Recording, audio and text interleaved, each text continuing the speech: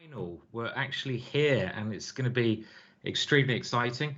We've got the world champion, and well, he's pretty hard to beat. This guy, Magnus Carlsen, and he's playing against Wesley So, who's played fantastic chess so far. Very impressed with his play, and it's a real honour to have one of India's strongest players, Harry Krishna, joining me for the first part of the show here. So, hello, Harry. How are you doing? Hi, Simon. Thank you very much for inviting me to be on your show. And I would like to just add that world champion against world champion, as Wesley So is world champion of Fisher Random. I mean, I know it's not official title, but just it's nice fight between these two very strong players in final. Definitely, because you mentioned it is world champion versus world champion, and Wesley So actually defeated Yeah. Magnus Carlsen in the Fischer Random. So he has defeated Magnus Carlsen, which is something not many people have done in a match, right? Exactly. I think he's maybe the only one to defeat Magnus Carlsen in a match. I guess Karyakin, Fabiano, Anand, and if you see any matches. Yeah. And I believe it is going to be an excellent fight between these two players. I think so. I mean, Wesley's a really tough player to beat. We know Magnus is already, obviously, but Magnus does take some risks sometimes, and Wesley's just really hard to beat. And I was very impressed the way he beat Hikaru. Did you see any of that match at all? Yeah, I was actually commenting on the Chess 24 with Peter and Tanya. And I found that okay, Wesley is sometimes under pressure. He might play some suboptimal moves, but he was always keeping the pressure on Hikaru, and at many critical moments. Okay, we can talk about later as I see the Sure. game has started. So let's just talk about the opening because I think it might be quite important. Definitely. Thank you for the raid, Nick Sans, and very kind of you. And yeah, so the opening, Magnus playing d4 and c4. I mean, he's played e4 quite a bit throughout. If I was going to guess what Wesley's going to play, I'd go for the Nimble zone. Against e4, he would have gone for Berlin. I think that's the reason why Magnus went for d4. And I expect it to be Nimzo Indian or Queens. I mean, depends after knight f3 where Wesley would go. But I would expect e6, knight f3, d5. And after that, I do not know how it's going to be. Right. Yeah, this seems to be the move order that a lot of people are using now to get into the Queen's Indian, and one line a lot of people are doing is the Rogozin. This has been very popular, right, at top level for a while now. So it could be it could be good. Yeah, hello, Nick Sands. I'm sorry about that. We'll put that in the past there. Good to see you streaming, and thank you for the stream. So I'll make sure I raid you back at some point. That was a long time ago. European Individual Championships, I think. So anyway. Is it Nexans Arthurs? Yes. Very strong player. I know him, of course. I know him. Yeah. Good. Yeah, I played against him in the junior tournaments. I do not remember the game, but I did play against him, I think. Yes, and he started streaming very educational streams, so nice. well worth checking out some of his lessons if you want to improve. Good. So we're still waiting for Wesley's second move after c4 here, and. Yeah, I mean, it's a bit strange that he's spending. Okay, he's played it now. Maybe it's just a bit of a slow update. I think Wesley played this move knight c3, c5, c takes d5, c takes d4 in previous games. So I expect that to happen in this match as well against Magnus. So we are going to see if Magnus has prepared something special for today's game. Yes, this has actually occurred. So they're playing the opening really quickly, and as Harry mentioned, this variation has been tried by Wesley. Rajabov against Wesley. Yeah, it's even 2 games, and Rajabov went bishop g5 here, and bishop c4 seems to be well, the preparation of Magnus, or it's just some simple way to keep going. I may have even had this position as black against Erwin Lamy a long time ago, and he might have played bishop c4 against me. It was, yeah. I don't know, it's a while back now, but this is it's supposed to be okay for black, right? But it's maybe a Magnus type of position as well, because okay, I mean, like, black is a pawn up, but both of these pawns are really weak, and white will probably win one of them back at some point, and if he does, the other pawn will be weak. So I think Magnus will kind of enjoy this position a bit. Do you think it's his kind of style to play this, or?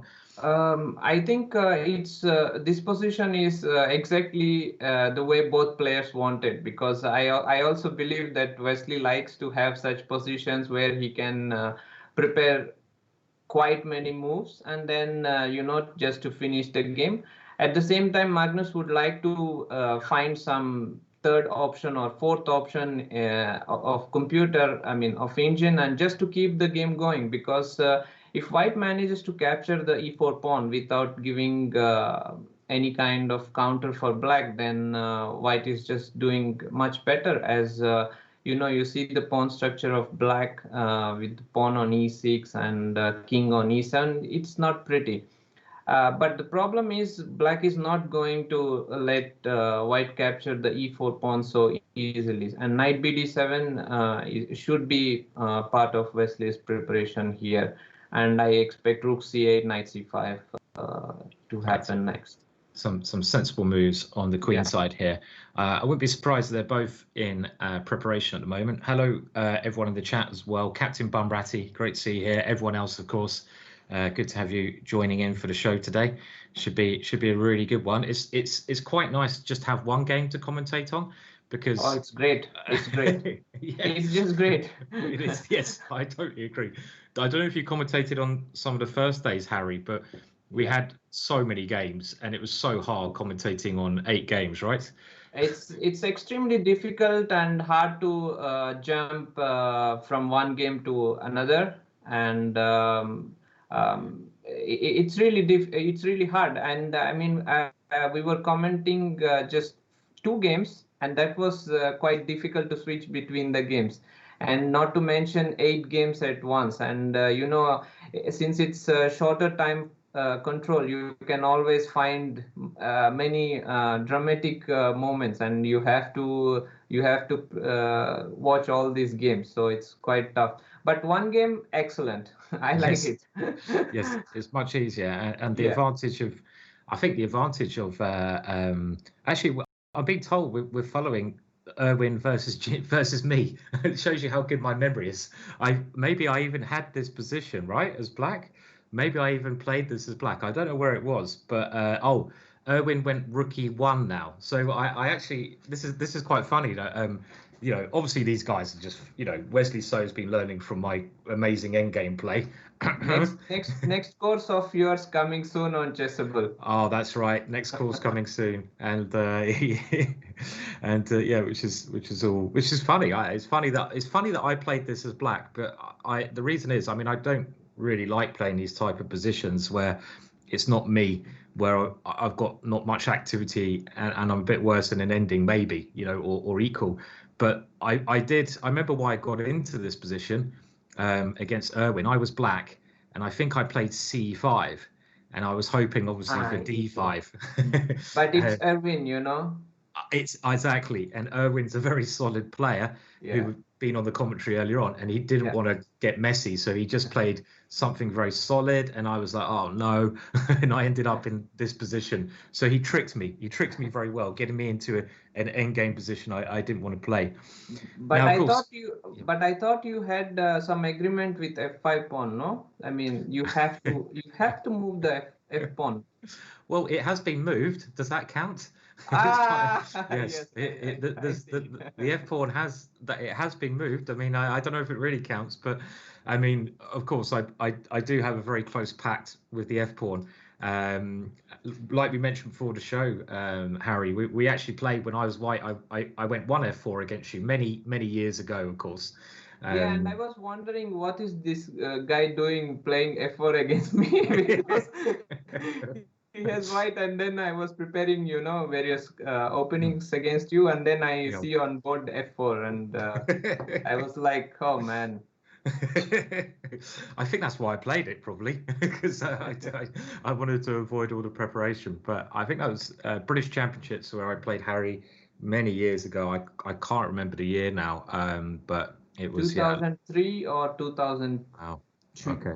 One of, I think 2002 could be. Yeah. Okay, so 18 years ago, possibly. Yeah. So cool, and we haven't changed at all. So, exactly. I agree with that.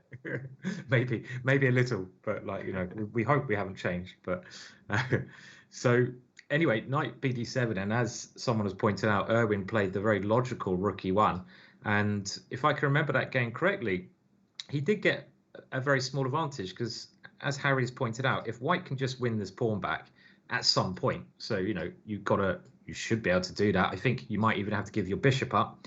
Should be annoying, but if you can win this pawn back, you'll certainly be better. Just remove that pawn from the board, and black's in a lot of trouble positionally with the king misplaced, the two bishops, and the half-open e-file. So there's some positional worries for Wesley, and I would say this is. I mean, Wesley, as Harry said, likes this kind of position, but it's also a position that Magnus he shouldn't lose, I'd say, unless he does something crazy. He doesn't. It's not messy, right? I mean, he doesn't lose many positions anyway, right? But this is very hard for him to lose. Now here, for sure, Magnus is not in any kind of danger. In the worst case, the two bishops are more than enough to escape with a draw. But of course, it is white who is putting pressure on black here, without any doubt.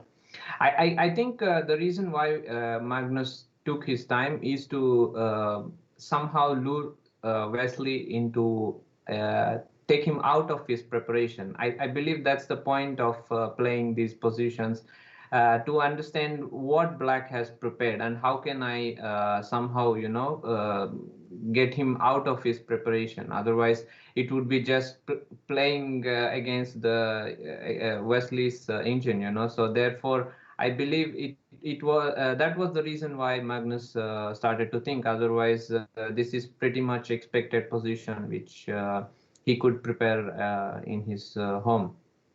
Yeah, there's probably a lot of there's a lot of mind games at this level going on.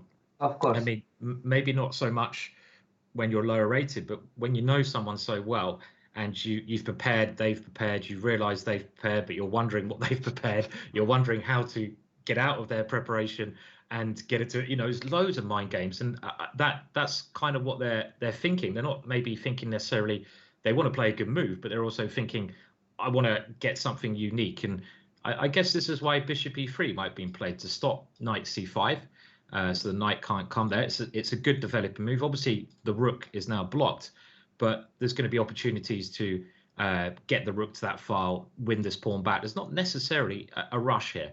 I mean, it just looks to me, I mean, I wouldn't play this variation again as black. I learned my lesson after defending for 100 moves.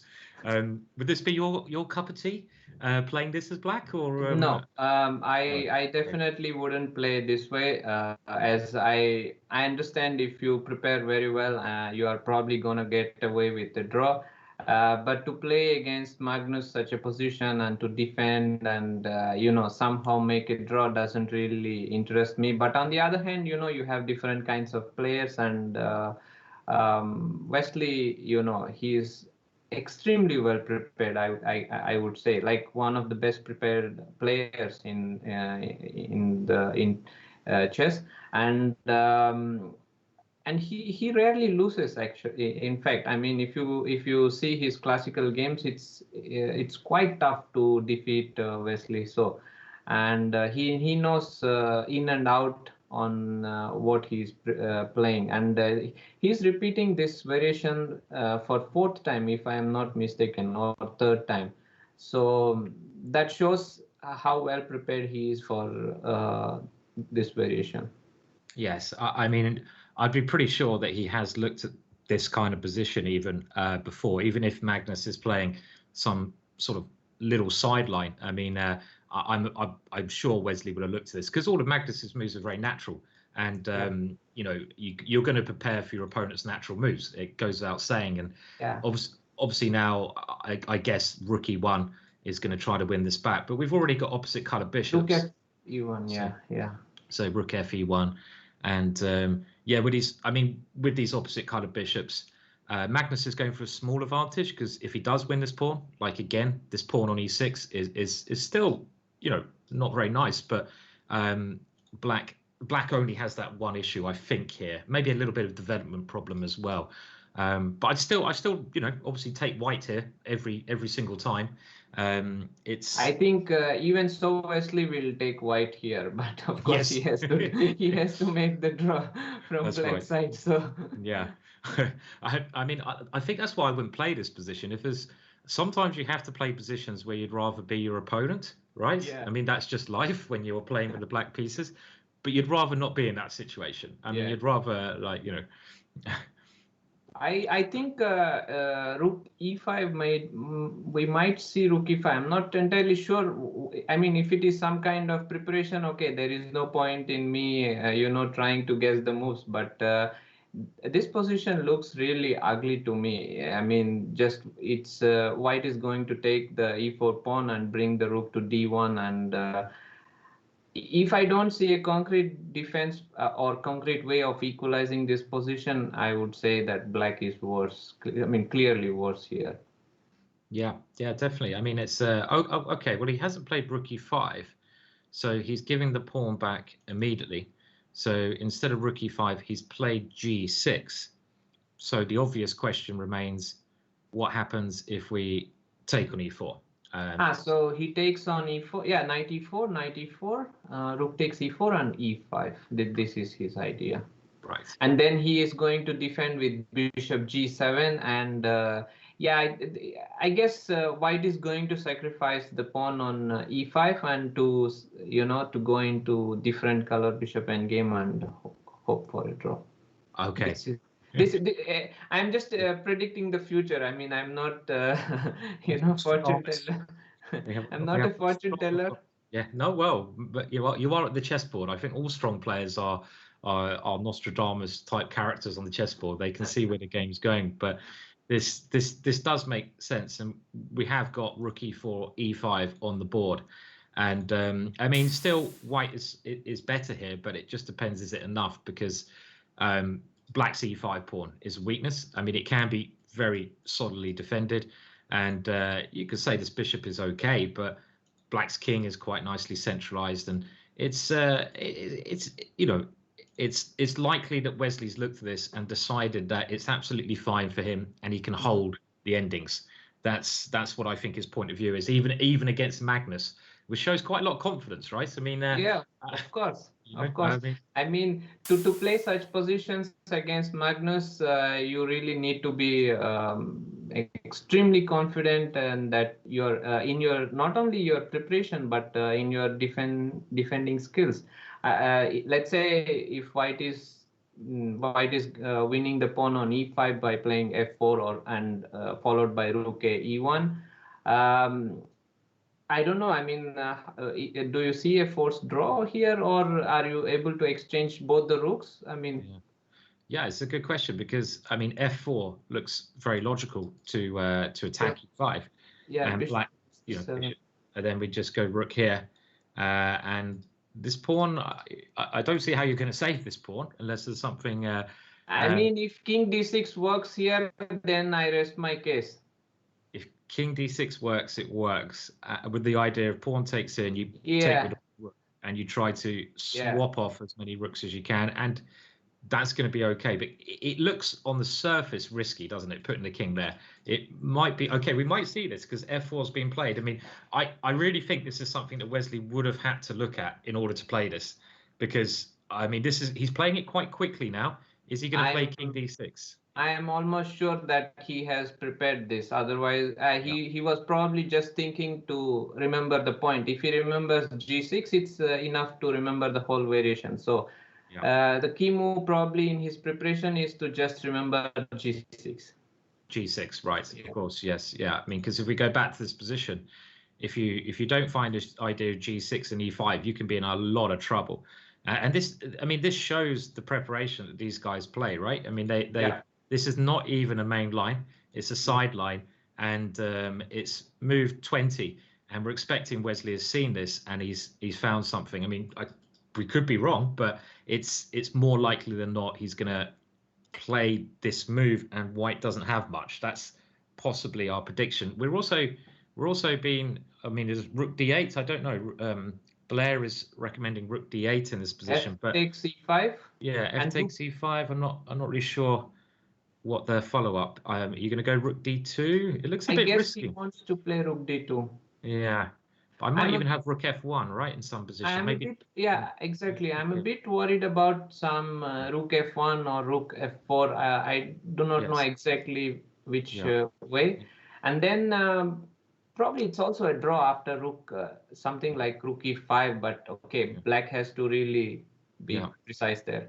Yeah, there's a couple of sort of tactics to dodge in this. But of course, he's played something completely we didn't expect. And he's played rook to f8. So Wesley has played this. Okay, so yeah.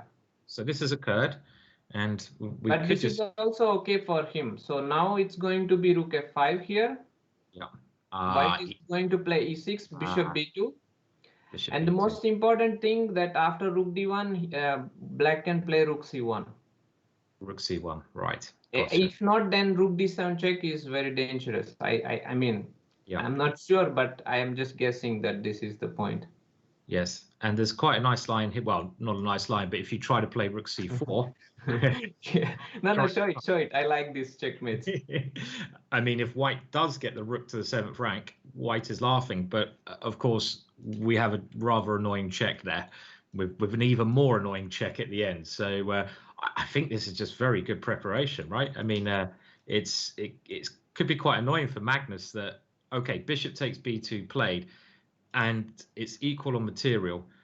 Really, this pawn's annoying, but I don't know if you can use it, right? So actually, this pawn is annoying just optically. I think it's totally fine because you can go b5, a5, and okay, if white manages to place his rook on d7, yes, it's extremely annoying. But how is white going to manage that?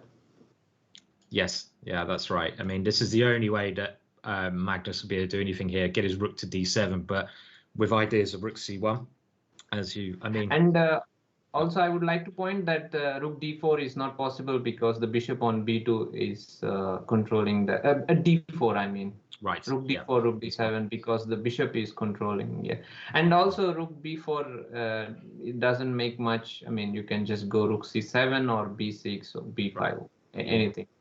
Yes, and worst case scenario, black can always put his rook on c7. Yeah, and it looks like he's going to be, super safe with a rook on c7 because there was only one trick after rook d1. If you play rook c7, actually I consider this, but rook d7, I just want to show you. Rook d7, e takes d7. Check. Yep. Yeah, so go ahead, you can show it. King d7, which seems logical, but bishop e6 check. Yeah. And now Magnus should be winning descending, but yeah, okay, but Wesley is not going to fall for this. He's not going to fall for this. No. I mean, he might even be able to play King D8 here. Yeah, King D8, exactly. Even if he allows this, but Rook C7 is not as good as this Rook C1 move.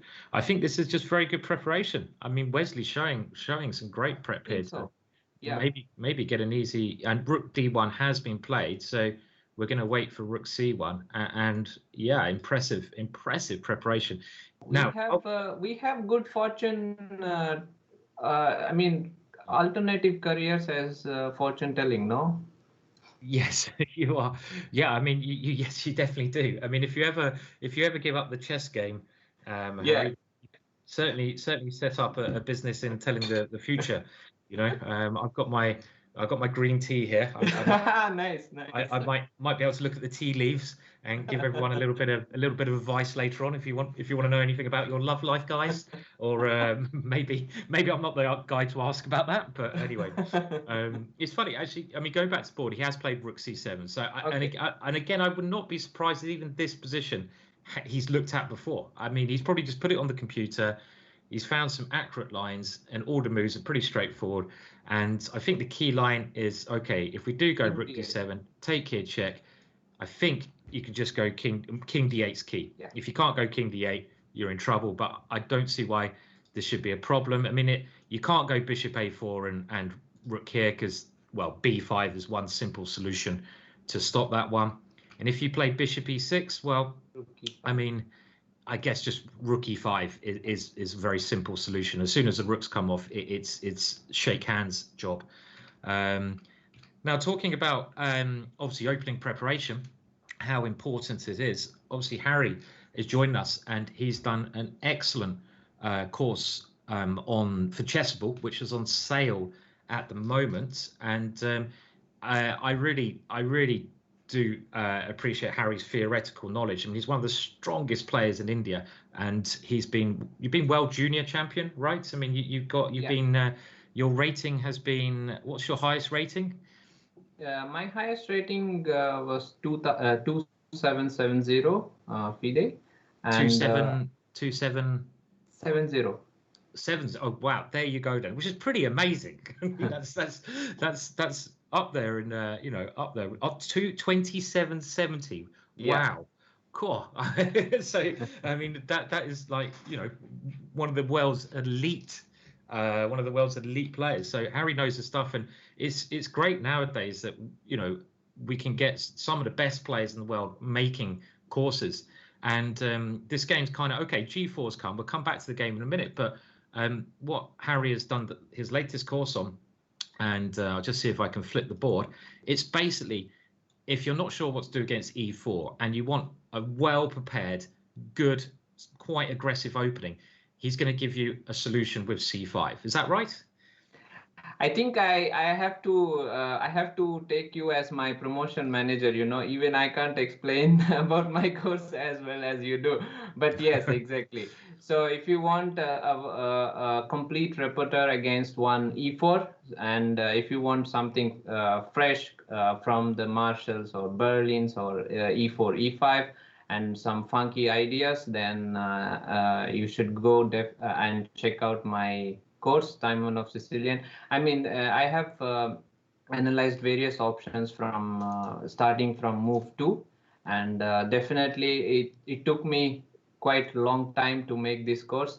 The main point and the main difficulty for me was not preparing the notes and the commentary, but to explain the themes which are important for audience, and that was something which I really consider very seriously, so that it will be able any level player can get a good feel about this opening, because this is one of the openings which I really like a lot.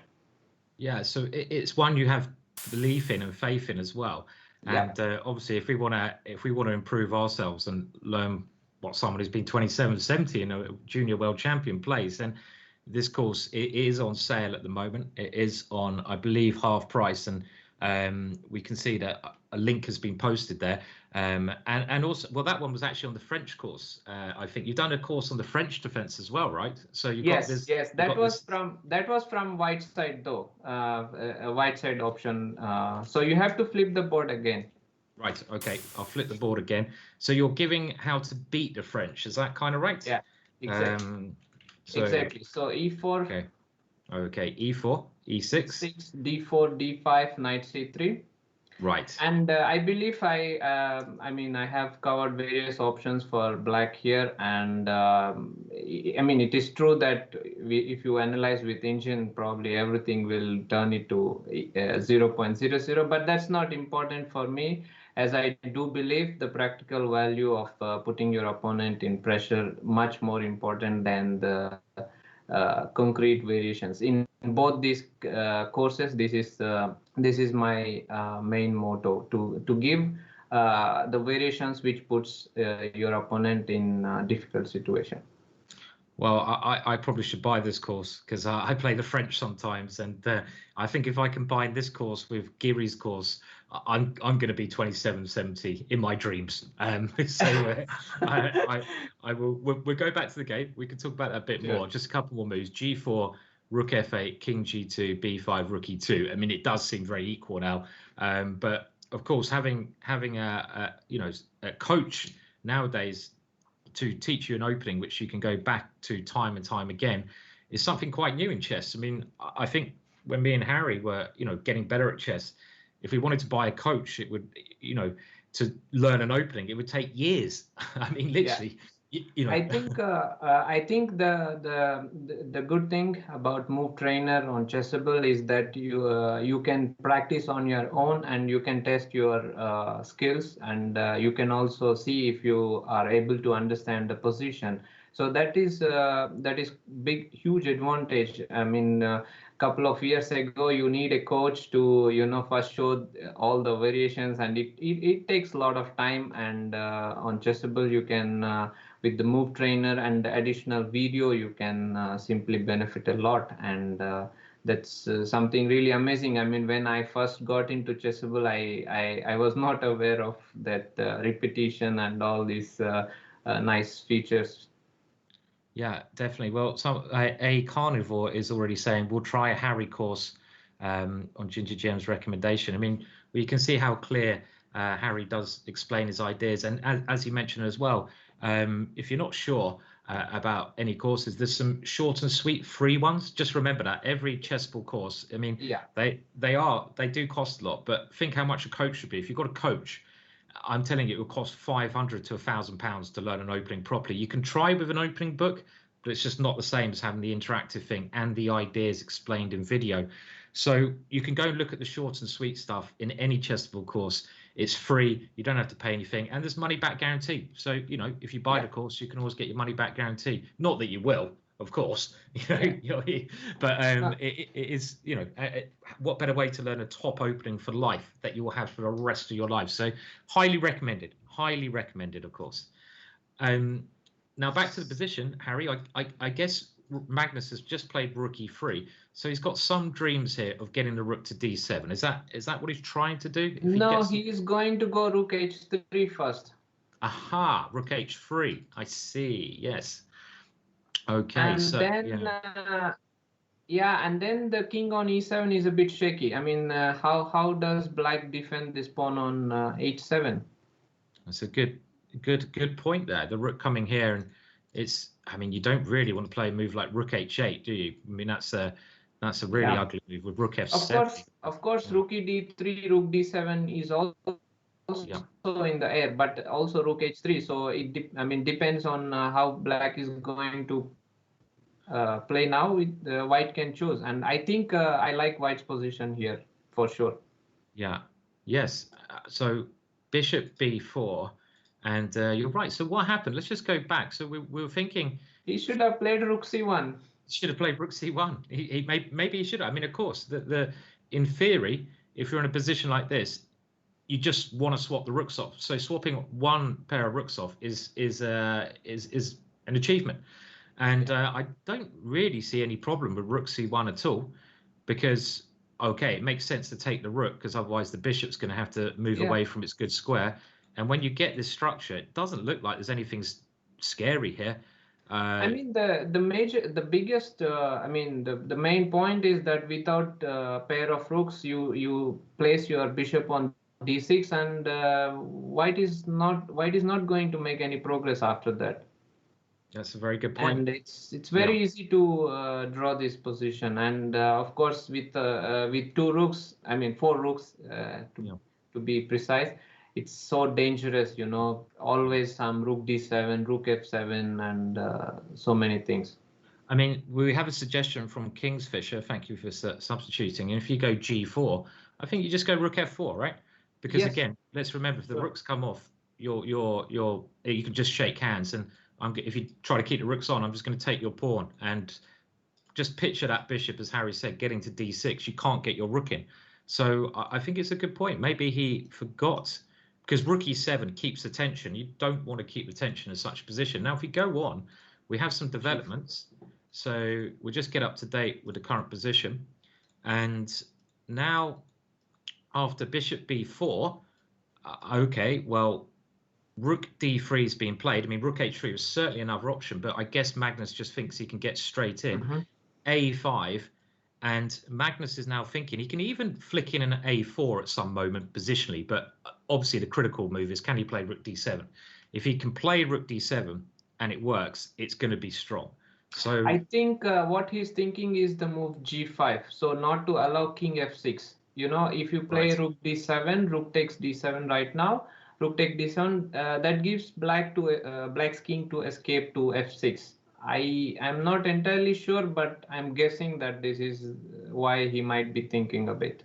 Okay, he's gone for this in the end, gone for this variation, and he's now got a. I mean, the one thing obviously Magnus has got, the main thing, is this pawn and an active rook. So he's now thinking about what to do.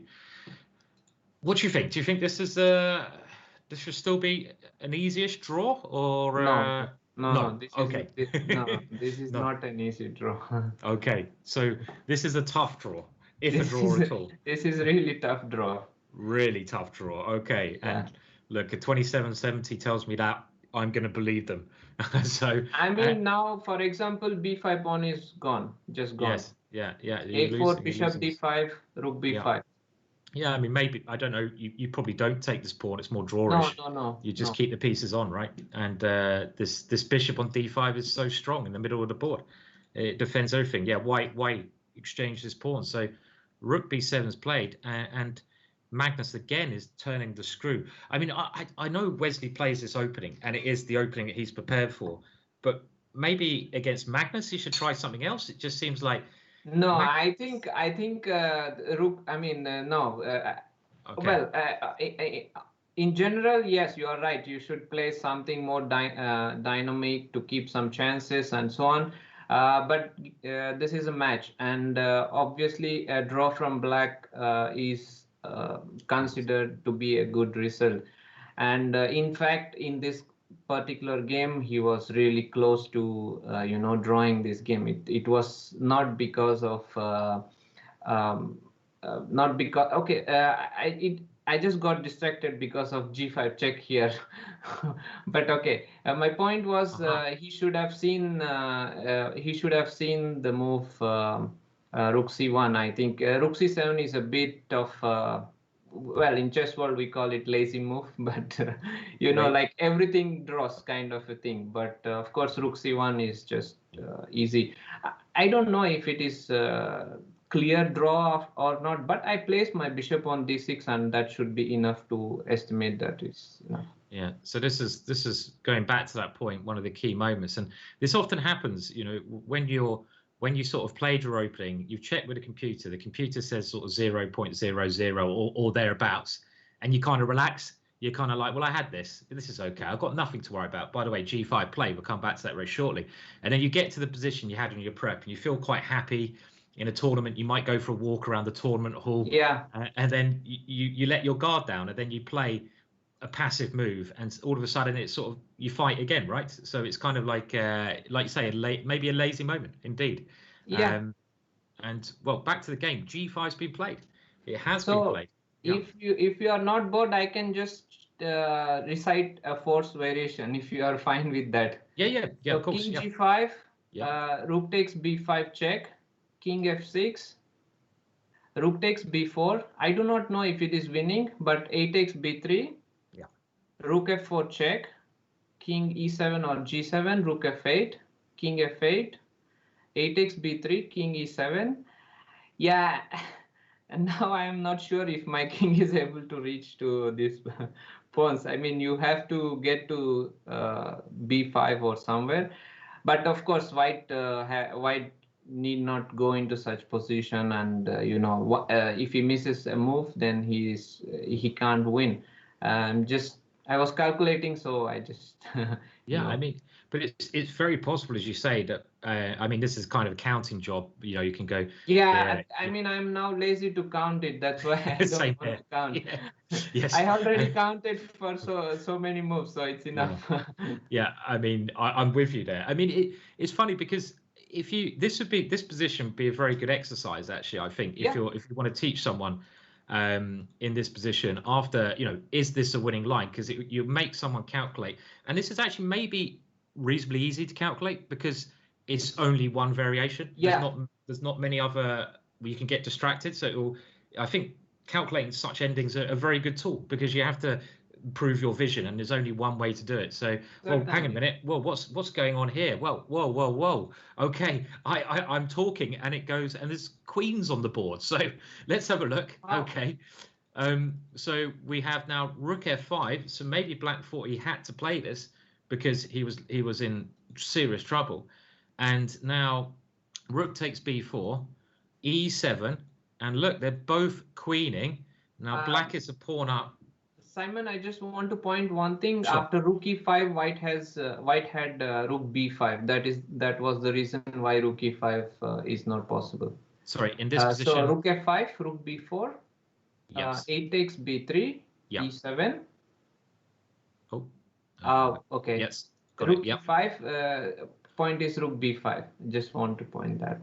Right. Okay, but we have the result, so maybe we should go back. Oh wow! I mean, this is it's gone really quick. Again, I can't even keep up with one game today.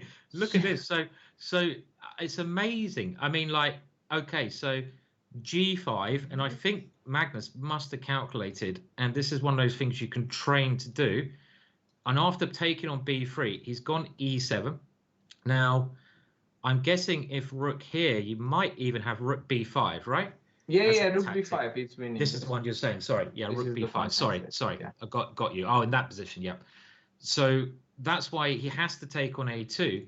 But now Magnus has calculated that he's got the tempo, and he goes queen e7 check, and now it's the king.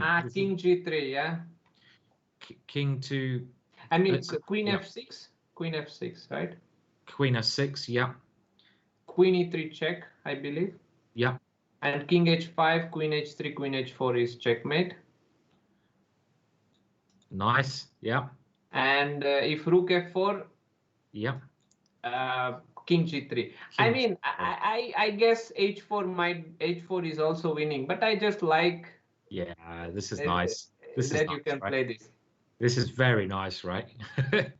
This is what 2700s do. They see it. They see it all. They see everything. So how did the game go? It went queen e7, and now king h6 is the only other possibility. And the idea of this one is to meet rook h4 check. And Magnus obviously played this quick with rook h5, hoping to survive. But the black king is in a lot of trouble. Queen h4. And well, now check here. You can't go king g5 because I can even see that one. Queen to f4 check. And after rook h5, we had check queen g7, only move. But now this one forces, I believe, g5. It's a brilliant calculation. It is brilliant calculation because even here you might be thinking, okay, black is surviving, but queen now e6, queen f8. The queen comes back to this square, and this is now this is a fantastic calculation, and I think it should be in the course, or I mean some book. I don't know. Just this from e8 queen, it should be there. Definitely. I mean, I totally agree. This is a perfect textbook tactic, right? Because Magnus must have seen all this, like this 10, 15 move combination. It's one of those ones where literally you can go all the way back here to move 32, and it ends on move 43. But you could even say here, okay, is white winning this position? And because of the tactics after e7, rook e5, rook b5 wins, and the line played in the game where both sides queen is just a force win with checks. So incredible calculation with a couple of minutes left on the clock, right? So this is just incredible what he has calculated in this particular position. It is. I mean, even here, it doesn't look so clear until you see that. Not at all clear. Not at all clear. But in this position, with the pawn on g5, it is clear and Magnus just works a way to get the pawn on g5 by doing a bit of triangulation with the queen. It's very, very nice. So maybe you have seen this chess puzzle with this many pawns and king in the center, where the queen keeps checking and eventually a king gets checkmated. I mean, it's not a legal position to have, but you know, so it reminds me of that. It just queen goes to f4, d6, f8, and he wins the game. And there's lovely sort of geometric patterns going on with the queens. Excellent, yeah. This definitely. is just excellent. Very, very impressive, and I think very, very, very, very good play. Now, Harry, I don't know if you'd like to stay for a little bit of the second game. Do you have any preference at all? No, I am fine. I mean, if you are okay, I mean, if I'm not bothering you, yes, I can stay. You're certainly not bothering me at all. I mean, how about if you'd like to stay, we get you for the second game, most of the second game, if that's okay with you, or something like that. Would that be okay? If you can stay, would you be happy to stay for the second game? Sure, definitely. Yeah, sure. Okay. Sure. Great. So from this game, I think two things I can tell, that better not to play it very passive, but if you do, at least try to finish the game at your home, because you know, if you are relaxed after a few moves, then you know, white just makes couple of moves and black got just very bad position, you know, after rook e2, rook e3. I think you can show this. Yeah. So rook c7, g4. So we think in this position, this Wesley got to this position. He had prepared this position, and Wesley should be okay. But now he plays rook c7, which is a passive sort of defensive move, because you're obviously going defensive to stop rook d7. And the key moment Harry suggested is rook c1, just trying to exchange off. And after you do maybe make some exchanges, this bishop can try to just get back to d6 and not a problem whatsoever. And after rook c7, it may look okay for black, as I thought it was. I thought black was okay, but now g4, very nice. I think g4 is a very important move, defying a bit of chess principles. You know, you don't want to put the pawns on g4. You would like to have g3, h4, which is what you were taught, you know, usually. But g4 idea is at some point to have rook h3 option to stop h5. And yeah, after two moves, I mean, rook f8, it's normal move, and king g2, very nice move to avoid any kind of rook c1 option. And then Wesley played b5. I think here he should think of something forcing. And after b5, rook e2, rook e3 is just too good, because now he gets with a tempo. I mean, he could go rook e3, rook d3, but you know, the importance of taking the tempo is quite nice in this game. I totally agree. I mean, there's a lot of little subtleties here, because obviously you can play rook e3 with the same idea, but you should always look for the best version of any idea you can. And by playing rook e2, you attack the bishop, and that bishop has to move. I don't know if it can try coming here. I don't think so, because rook d2, yeah, that's the problem. It can't come to d6, and so the bishop has to move, and it goes to the square it's most secure on. But now after rook e3, what does white gain from that? Well, white has gained extra options, because the bishop is actually the idea is rook d7 check. Yeah, I mean, I cannot draw the arrow, but yeah, it's a big idea, right? You're threatening to win a piece. In actual fact, exactly. So if black played, let's just say, a move a5, now the bishop is here. This is winning on the spot tactically, because we're gonna take with check and win the bishop. So it's just a very nice subtle move. So now it's a tempo gainer, isn't it? The bishop has to move or guard. And now we get our rook into d7, and as we saw, this was pretty. It just went very bad for. It was a really good game from Magnus there, right? Yeah, really good game. I have one suggestion though for black. Probably he could play bishop c1 instead of bishop c3 after rook e2. I mean, it looks a bit weird, but the point is that black is controlling the d2 square and also rook e3, rook d3. I understand it is a bit weird, to put the bishop on c1, but maybe it's not so bad because I don't see how white is getting his rook. Maybe rook e5 and rook d5. Yeah, he still has it. Trying to come this way around. Yeah. Yeah. Let's have a look. So rather than, you can't go to e3 anymore, as we see, but you can try to come in by gaining, or trying to gain a tempo on the pawn and coming in this way. And well, let's just say a6 is played, which is probably not great. Rook d5, and it's really the same issue here again. I mean, as soon as that rook gets to d7, black is really struggling. His pawns might drop.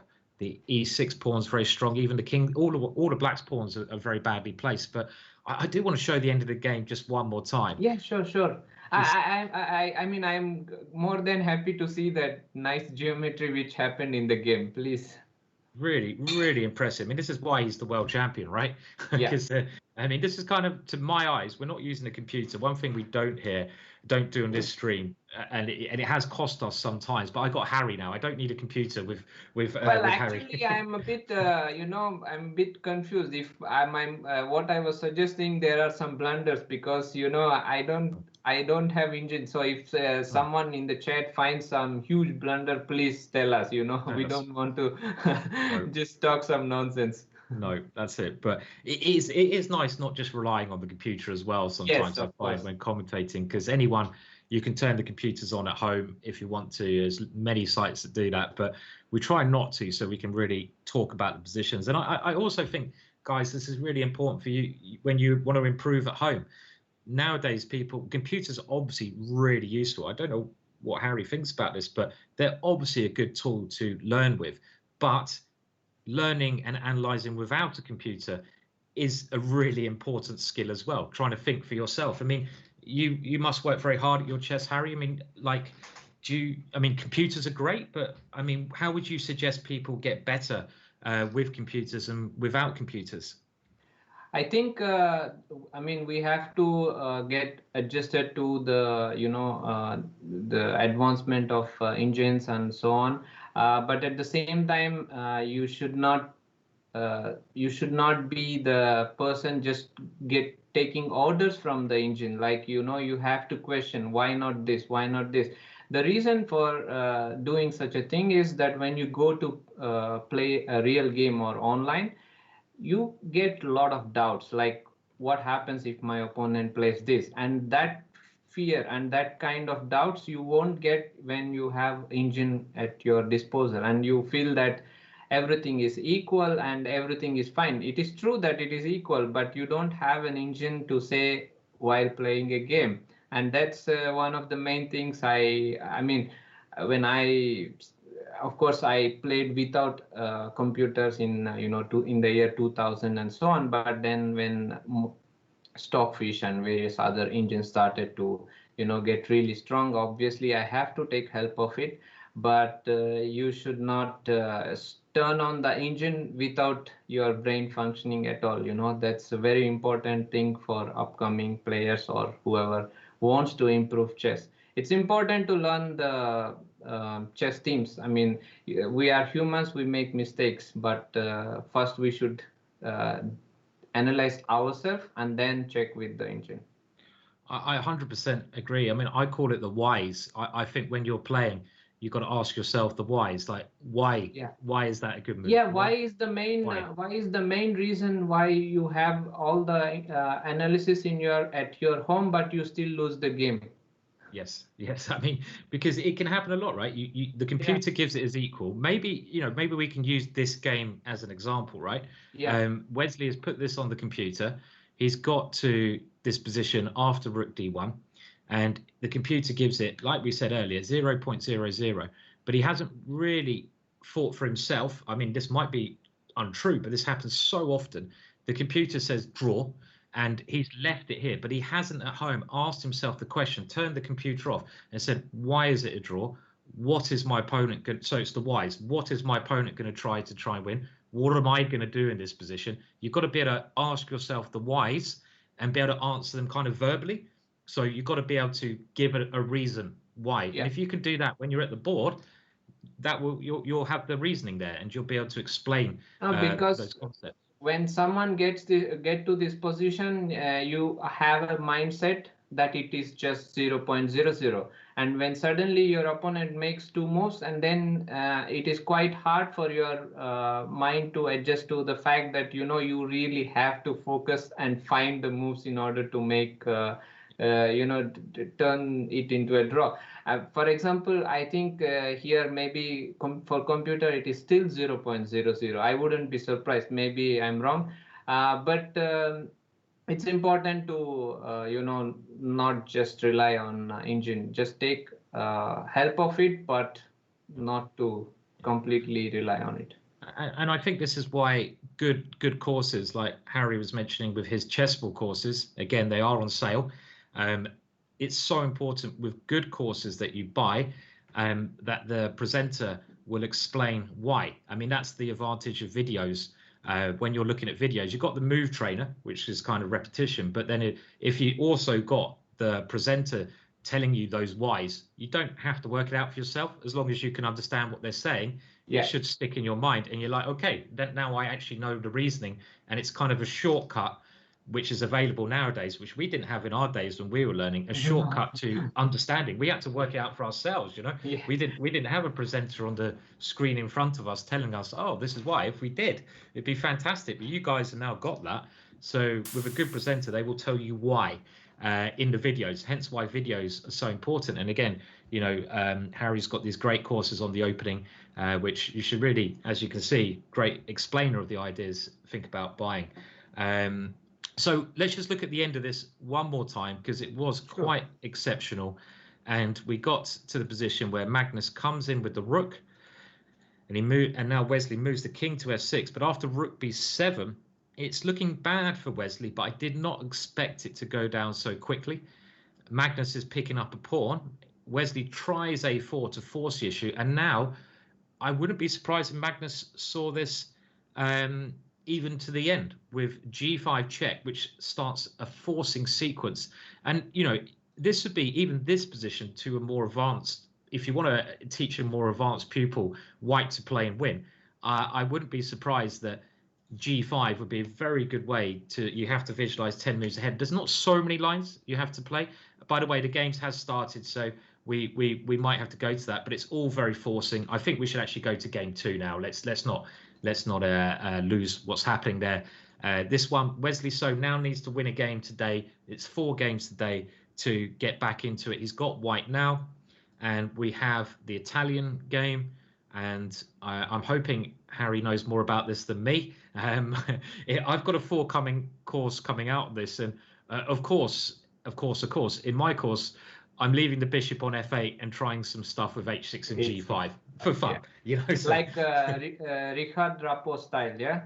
Like Richard reports, some fun, aggressive, good. You can have some fun, but at top level, they want to play more positional maneuvering, and we're going to go for the opening moves quite quickly because they will slow down. These are all quite standard stuff. I mean, the Italian, it does seem fairly even. I mean, what's your opinion of this opening at top level, Harry? Do you have any? Have you played it yourself, or?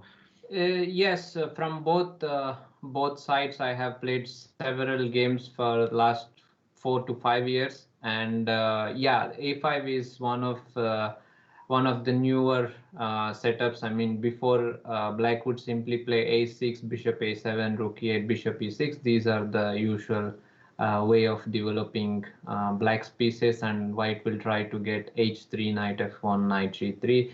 It's a lot of maneuver which goes. I mean, there are some subtleties, but okay. Let's not go too deep into all of those, because there are pretty important move order issues and so on. So I wouldn't want to bore all of you with that. But yeah, the plans for Black are these A6, Bishop A7, just to avoid any kind of D4 ideas, D4, D5. And White basically says that I just want to get my knight to G3, and then play bishop e3 or d4 at some point, and to maintain this center, bishop to d3, bishop e3, and at some point take on h6. So this is the basic idea for white. Of course, in order to achieve that, it is quite hard. So the whole discussion of Italian runs on this. Okay, well, there we go. I mean, nice to have a little in-depth thing there. And I mean, looking at the position, the difference is sort of the knight and the pawn, right? So white always has the break and black doesn't have the break. And I guess that extra flexibility is where white's looking for the advantage in the position, having maybe that break available. Yeah, and I would like to add also there is another setup for black, which is d5 in the initial phase. Okay, we don't have to go back. Yeah, Okay. so something like yeah, d3 short castle, so c3 d5. Right. So here, and this is the other way that black can play. Yeah, this is quite forcing and quite popular as well. So white is sometimes avoiding to go into this setup, and you know, it's a huge debates all from both sides. So let's not get too theoretical and I mean, this sounds like another course you could have prepared, right? I mean, this is I mean, you could on the Italian, you can make a 20-hour course if you wanted to easily. I think for Italian it might be even more than 20. I mean, more than 20 hours. it's not just the moves, you know. The points are so important in Italian, like fine points. Why h6 is played before short castle, because bishop g5 and things like that. So I mean, this is really I really like Italian from both colors. I have played several games. I mean, for me, the reason I have never played this as white and black, when I look at the games of players like yourself, Magnus, this game, I look at it and I just realize there's so much I will need to learn at my level to play it. And I don't want to spend that time, I'll be honest, learning it. I mean, that's why I'm trying to recommend next course me and Blair have made is a course with in this position. But that's why after Castles, we're going for something which is a bit more like club level friendly, you know, so this kind of stuff with g5. But I would love to learn the Italian, but I know it's a great opening, it would improve my chess a lot, but I also know I'd have to learn a lot, and not, as you say, just the moves, but why am I putting my pieces, it's the whys again, why am I putting my piece there, why do I play a5 rather than a6? It's all these questions I'd have to look at. So these are very, very difficult questions, trust me. It's not so not that simple to explain. But yeah, I do believe there is slight difference in white delaying h3 here, since black has played h6 first, white is delaying h3. And it's unclear if black can go a4. In one of the variations, when knight is on d2, black could play a4, but right now he cannot do that because of bishop b5, and you know, you don't want to play a3, and b4 is good, right? This kind of position, that pawn's probably going to drop anyway, right? So yes. So yeah, I would guess that Magnus would go bishop e6 or something like that here. Yes. So, well, bishop e6 played, and I have seen positions where white takes on e6, but I've always thought black's quite happy in this structure. This double pawns is one situation. Again, it's really complex, but this is one situation where the double pawns can be good for black, covering some extra central squares, opening up the rook on f8. It's hard to know when you should take that, and this just shows how much you need to know in these positions, right, to play the right way.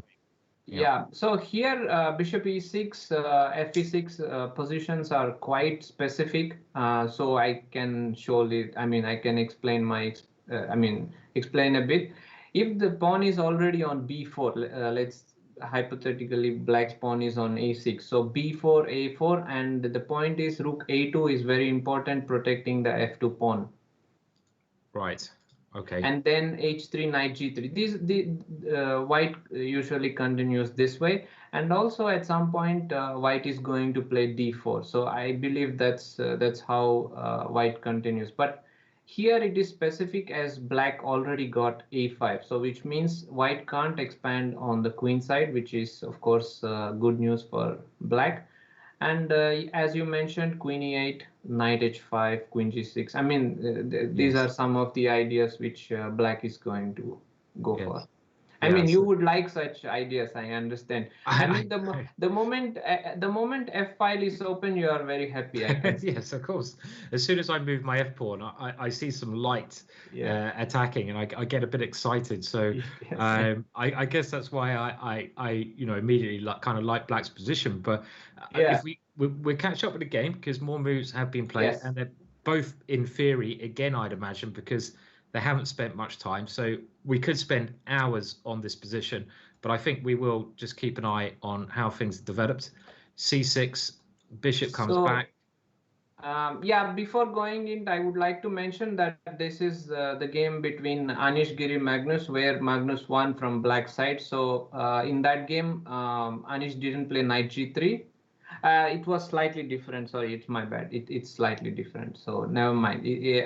Magnus won from black side, although Anish was better in that game. So like I said, in these structures, white would go bishop e3, queen d2, rook d1, and the point is to take on h6 at some point, at right moment.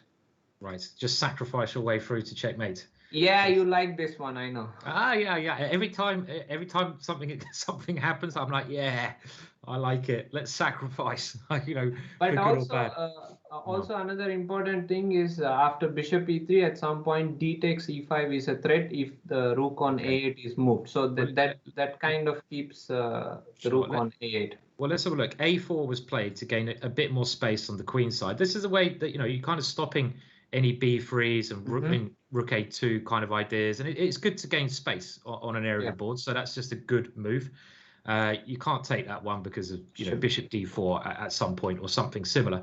So now bishop e3 has been played, so it is following the suggestion that you're saying. So white seems to have a nice central position with the 2 pawns quite well defended, but black is very nicely positioned as well. I mean, all of black's pieces are good. The bishop here is quite nice.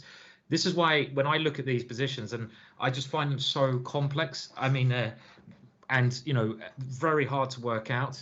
Queen c2 played. We'll go a little bit further because we do have some more moves. b4. So this is gaining a bit of space on the queen side for white. And now white decides, right, I'm going to go on the A file, try to play on the A line. So rook a6 and rook to a1. And now Magnus plays bishop b6. So this is currently where we are at this moment. By the way, I would like to point one tactic. If you are fine, can you go back after instead of queen b7? Queen, yeah.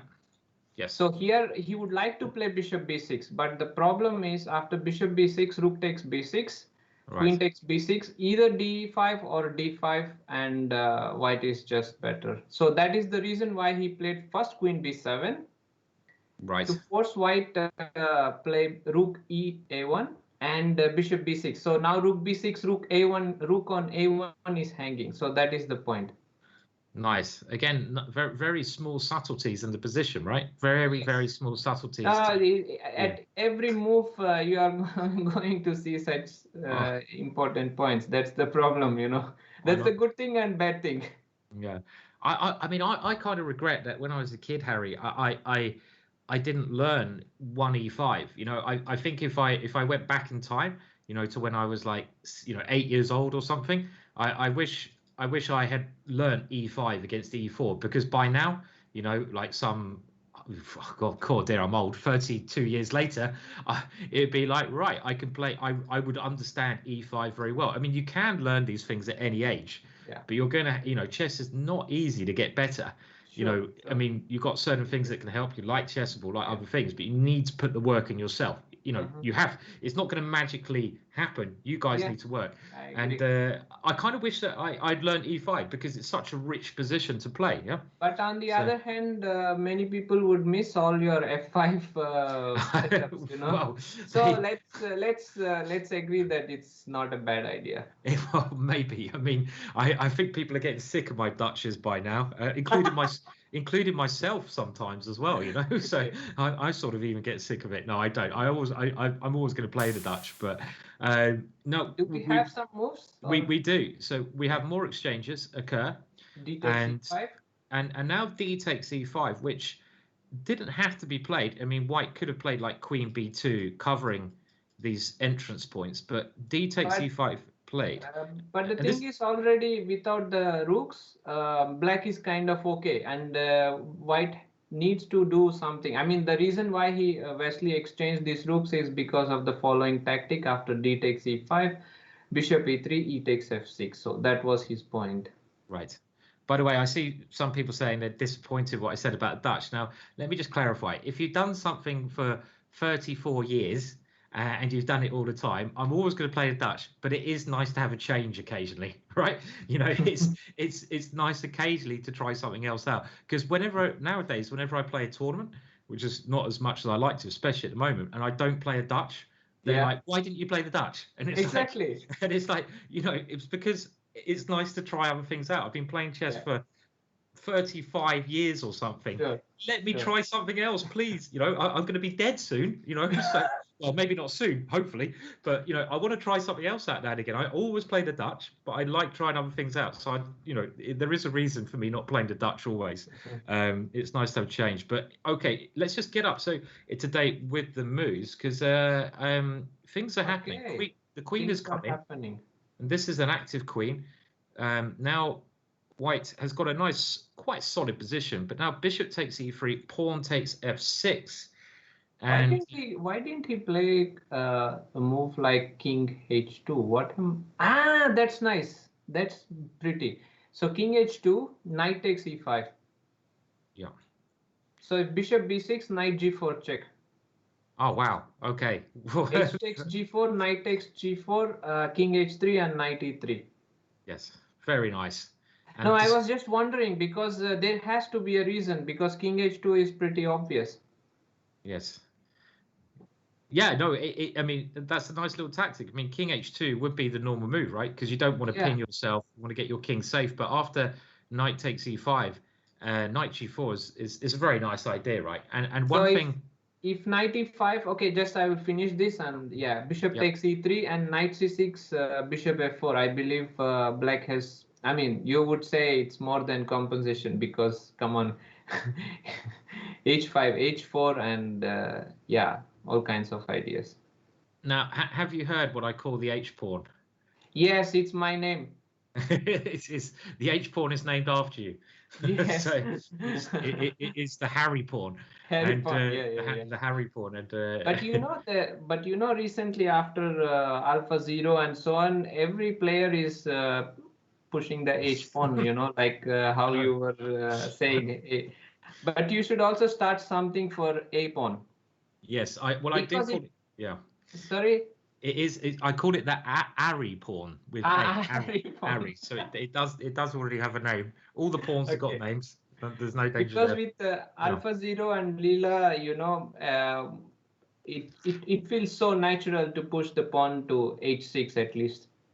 Yes, it does. It does. I mean, these wing attacks is I would say at top level because of Alpha Zero, as Harry mentions, it's become much more trendy for players to experiment using their wing pawns in ways that, you know, going back 20, 30 years, they weren't used, you know, pushing the pawns all the way up the board. People are experimenting with different openings using them. No, it was Um, considered bad to push all these pawns, you know. yeah, yeah, it was. So we have some moves, or We do. So pawn takes f6. The bishop okay, is on pre, so the bishop comes back, and now pawn takes g7. So just to have a very quick chat about the position, I'm just going to talk about the material first of all. And if I can count, I'm hoping I one can. pawn down. is it one or is okay? After king takes, it'll be one pawn, but at the moment it's two, right? So it's 1 pawns down. 2 pawns at the moment. Okay, to Yes, be technically right, yeah, it's 2 pawns right now. Yeah, I think white is better here. Yeah, I mean black, as he is, as Magnus is material down, he has to prove compensation. I mean, he's played a lot of tricky ideas. Bishop f1, a very clever defensive move, but he's now. I mean, when you're material down, you have to prove your compensation. So the emphasis is certainly on Magnus now to write. Okay, I'm a pawn down. What do I do? I mean, you know, white. If you don't grab that pawn, the white knight can certainly come to h5. It's not ridiculous to do that. So he's okay. He's gone knight e5. Okay, this is already desperate attempt. I think this is just bad. This looks a bit strange, right? I mean, if I guess I just take this one, maybe. Yeah, I mean, why not? You can capture that. You can also play knight h4, knight f5. Of course, it's up to white. Yeah.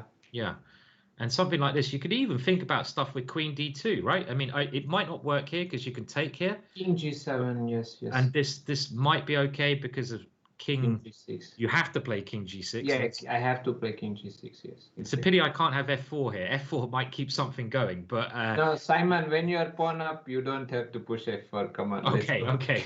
Yeah, I thought you have to push the f4 in every single position. No, I thought this was so important to do this. And but don't you want to learn Italian? In Italian you don't push f4. Well, I mean, it's not for me then, is it really?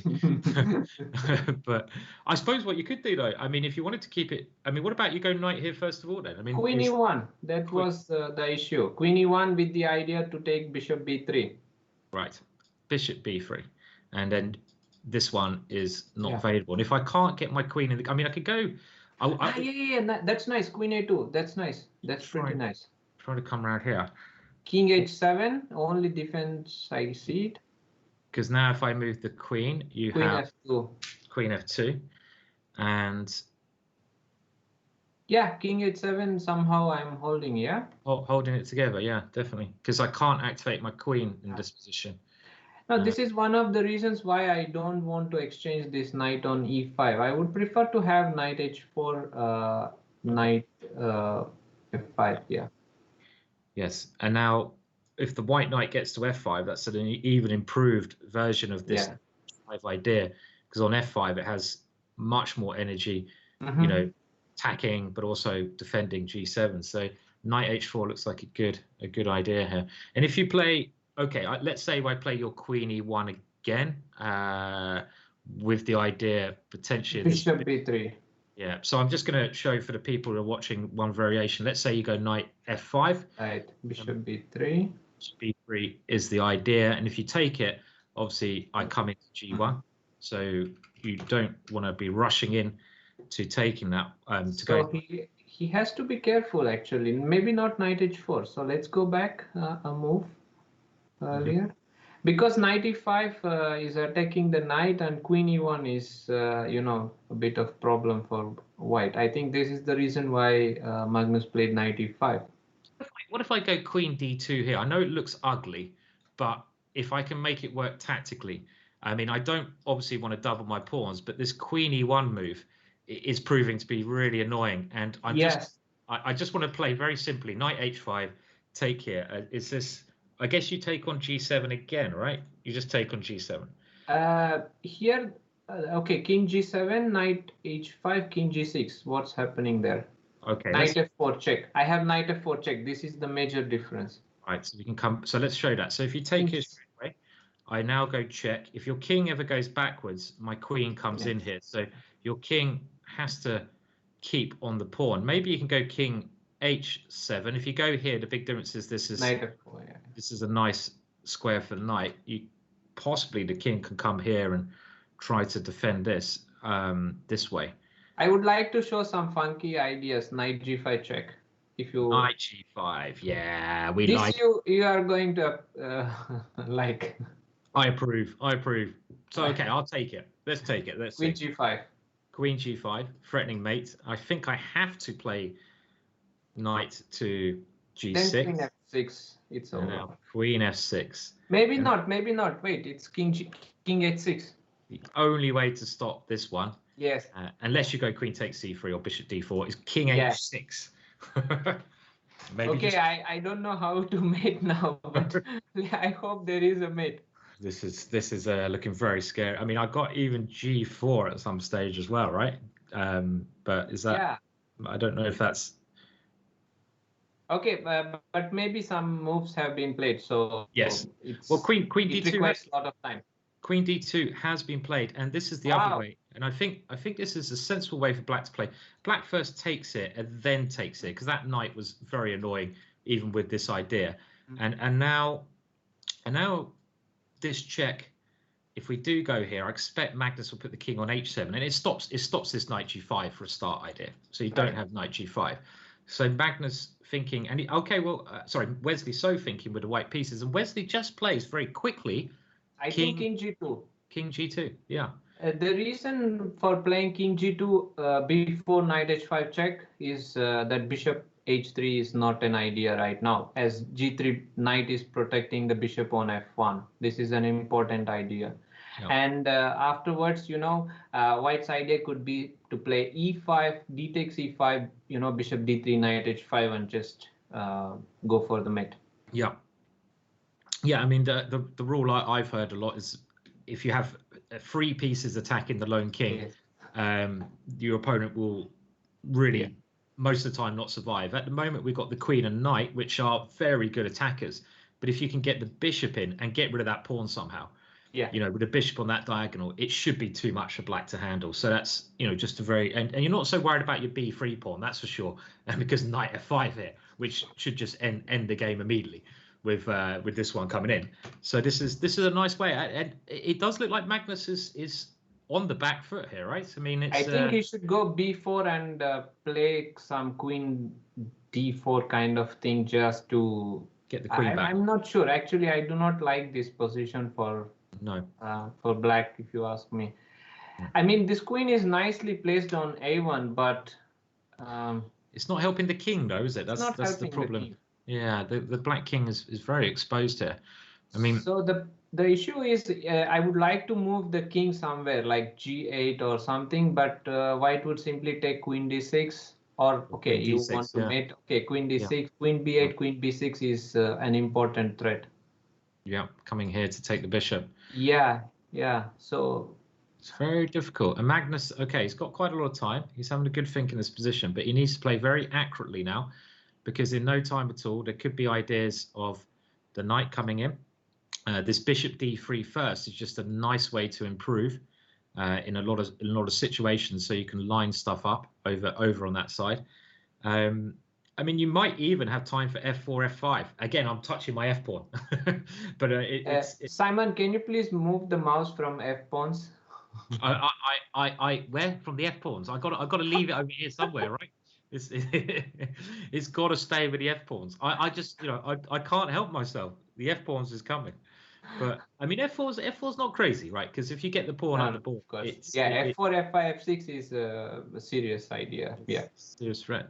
So black needs to do something, right? I think we decided that he can't sit here and do nothing. So let's have a look at your b4. So if we go b4, the idea of this mainly is that if I do take, the queen can at least try to, get rid of the white queen drastically helps black's position, because there's none of this problems with the king. The black king is much weaker, so black wants to exchange queens. So this seems like a decent idea, b4, but what other options? Do we have to take that one?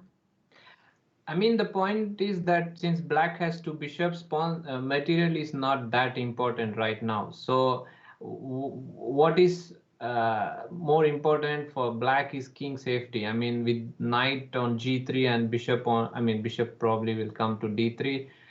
Like you said, f4, f5 is coming, f4, f5, f6. I mean, I cannot stop you from moving f pawn, but I'm afraid it's off on its travels here. Yeah, I gave up on that.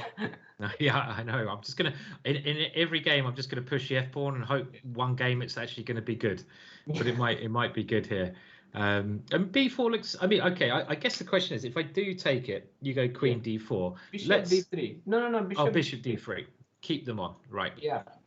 Okay. So the thing is, okay, if white takes on d4, I mean, yes, white is certainly better, but I can still try to hold the game, you know. Yeah. I mean, But with queen, I was trying to make bishop c4 work here, but what's your problem? well, no, I mean this is I guess you just go d5 or something. No, right? d5 is mistake because d5 he takes d5, c takes d5, bishop takes d5, and yes. we have knight f5, knight d4. Let's show that, and we can take this one. And yeah. Okay. All right. I don't know actually if this is totally winning yet, but okay, let's agree that there is no need for black. Black can just play bishop d7 and keep the game going. Keep the game, sure. Okay, that makes sense. You can fight here. It's not not so bad. Bishop c3 is there, so it's not so. No, I totally agree. So you don't want to exchange queens if you can. Hence why bishop d3 keeps that tension in the position. Keeping ideas a knight here to h5, and you can always, well, okay, knight h5 is probably the big one, and f4 f5 as well. Yeah. So it's not easy for black's got his queen here, but what's he actually doing? Oh yes, maybe after exchanging queens, white does have a better way of continuing. I mean, queen takes d4, bishop d4, and now b5. Because I thought the b3 pawn was hanging, but just knight f5 is there. So no, of course, if white can exchange the pawns, yeah, he's just much better. I agree. These pawns were weak, weren't they? So if we can ever get yes.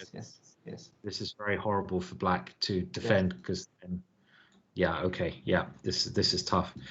He's gone b4. I mean, I guess he thought his position was Magnus thought his position was kind of like so tricky. He has to try this because otherwise he's just going to get possibly mated on the king side. So he's gone for b4, and this seems like a really good opportunity for Wesley So. You don't get many chances against Magnus normally, and you've got to take them, right? You've got to take them. If you don't take them, it might be lost. So, have you played Magnus many times? Yes, several times in Vaikanze or Norwiches, and even the recent St. Louis online event. Well, he has definitely huge plus, but I also won in the Blitz in St. Louis. I mean, of course, he has a huge plus in Rapid and Blitz. But we had many draws in the classical games in the Olympiad and so on. Well, that's good, and it must have felt nice beating him as well. Yeah, certainly. It's a great feeling. Was it a good game? Maybe someone can post the link. Yes, I think it was good game, and even in the Rapid, I had a decent chance, but I just blundered. But yeah, the Blitz game was, I think, a really good one. I think I can remember this tournament. You were doing very well, and yeah. I was doing quite well in the Rapid portion, but I lost some game. In the Blitz, I mean, many games in Blitz. Okay, I mean, in Blitz, it's like, you start losing, it's just total disaster. So something which I have to improve, of course. And all these players are quite experienced, how to stop the damage and to play practically, Yeah, no, I agree. And I mean, for your playing career, obviously you've been 27-70. What's your rating now? Is it quite close? 27-32. 27-32. So still a good rating, a very good rating, shall I say? And obviously, COVID times are very tough. But when this is, when we hopefully get back to normal playing over the board, what kind of ambitions do you have? Do you have ambitions sort of going forwards, or with your own play? Yeah, I do have a lot of ambitions, and I would like to, reach top 10 and progress further. But of course, it's hard to think something in particular in such a situation. You do not know when is next big event or next cycle of World Championship or Grand Prix Series or anything basically. So I'm just preparing for when the situation will become normal. So, and that's quite important for chess players, I believe, as if suddenly tournament starts to happen, you cannot really get into shape. So therefore, you have to be prepared for that such a situation, and that's what I'm preparing and making course. So it helps me to keep with chess, either commenting or commentator or commenting whatever, or making courses and so on. So I would like to keep myself engaged with chess related activities, so that will help me playing chess whenever it goes on. Yeah, and working on your own chess and your game, obviously, making courses does help. Helps you sharpen up in the commentary. But if you're just working on your own game, do you have like a set schedule? I mean, do you work X amount of hours a day, or is it flexible? I'm not a person of X amount, but some days if I feel like working, I could just work really long, and it depends on the position, to be honest. If the position is really interesting, I can just sit and work for a very long time, and then my seconds will not be feeling so good about it, but okay, that's what they are getting paid for. So you got to work those seconds, right? Yeah. So okay. Is Knight H5 Knight played? H5 has been played, yeah. So Wow. well done to Blair who found this idea. I mean, I guess Nice. Wesley is trying. He's basically saying, okay, well, rather than taking here where Queen D4 is an option, but maybe something else with this queen could help Black's defenses. He really just wants to go all in with the attack. And I did see a comment of Magnus Carlsen's, I think, after yesterday, and it was either a tweet or something, or a response in an interview when he was asked about Wesley So and playing Wesley So, and he basically said, well, Wesley's an incredibly good player, but he can be too defensive at times. And this is what Magnus Carlsen said yesterday. So he said, yeah, he is this great player, but he can be too defensive. And maybe Wesley's saying, well, hang on a minute, I heard that comment. I'm going to go for it. I'm going to show you, Magnus Carlsen, what defensive is. And he's gone Knight H5. This a mate? Is this a mate? Well, let's have a look. Where do you put the king? Let's start with King H7, because if you come to G6, okay, he's gone G6, he's gone King G6, and now Knight F4 check has been played immediately. King G7. So King G7, and I mean, does this knight on F4 better placed, or? It was strange. In the other lines, we always had this Knight F5 check, didn't we? Yeah. Which was quite useful. So unless there's, again, as you mentioned, for a concrete solution. Okay, well, he's gone H7, so he's put the king to this square, which is also fine. I mean, you have to think about some attacks on the light squares, but it's looking all right. And is there a concrete idea somehow with the queen coming in? I don't see it at the moment. For example, E5 could be, I mean, Knight E6, F takes E6, and something like E5. Yeah. And E5's certainly the first move. I think a lot of players would think out for two reasons. Bishop. B3. And also you're stopping the queen potentially coming back to defend. So this is a very sort of, I guess, standardish idea, but a nice move. Yeah, nice move. And okay, well, he's gone Knight takes E6. Aha! I hear a dog, Harry. Which? Yes. I was hoping that she wouldn't, but she was quiet for a long time. So. Oh, well, I love dogs. By the way, Magnus has not taken the knight. He's thrown in pawn takes pawn. What kind of dog do you have? She's just a mixed breed we got from street. So. Okay. Yeah. Oh, very nice. Very nice. So now she lives a life of luxury. Sorry. Now she lives a life of luxury. Yeah, she's lovely dog, and she's very protective, but she's very friendly dog. Yeah, okay. That's good to hear.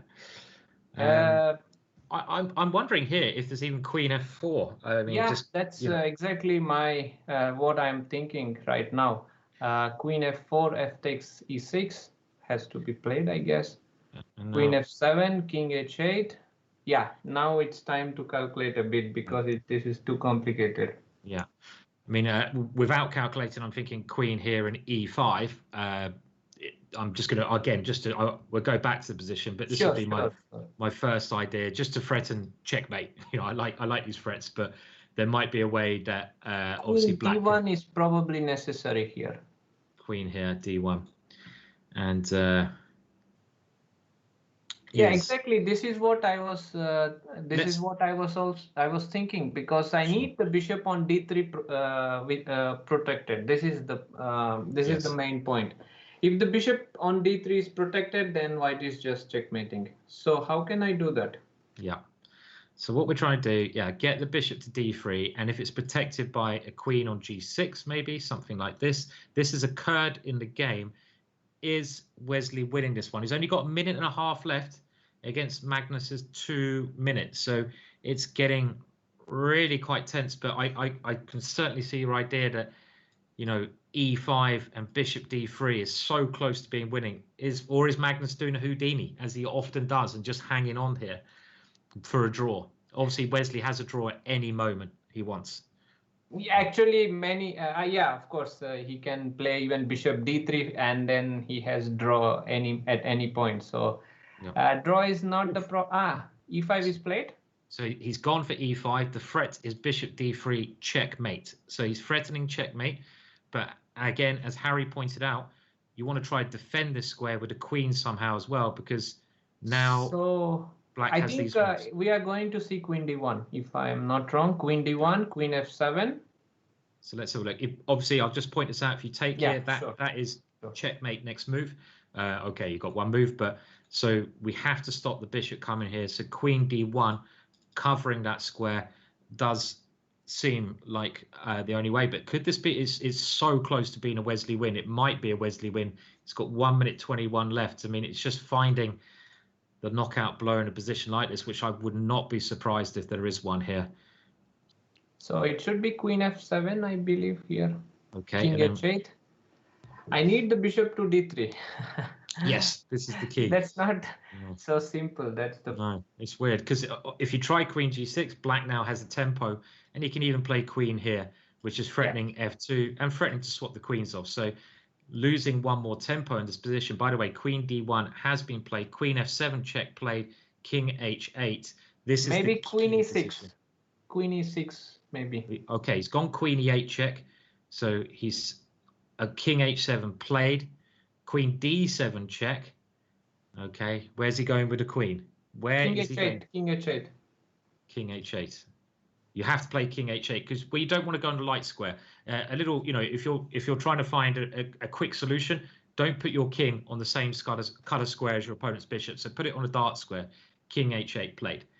And how is Wesley making progress here? This is what I'm wondering at the moment.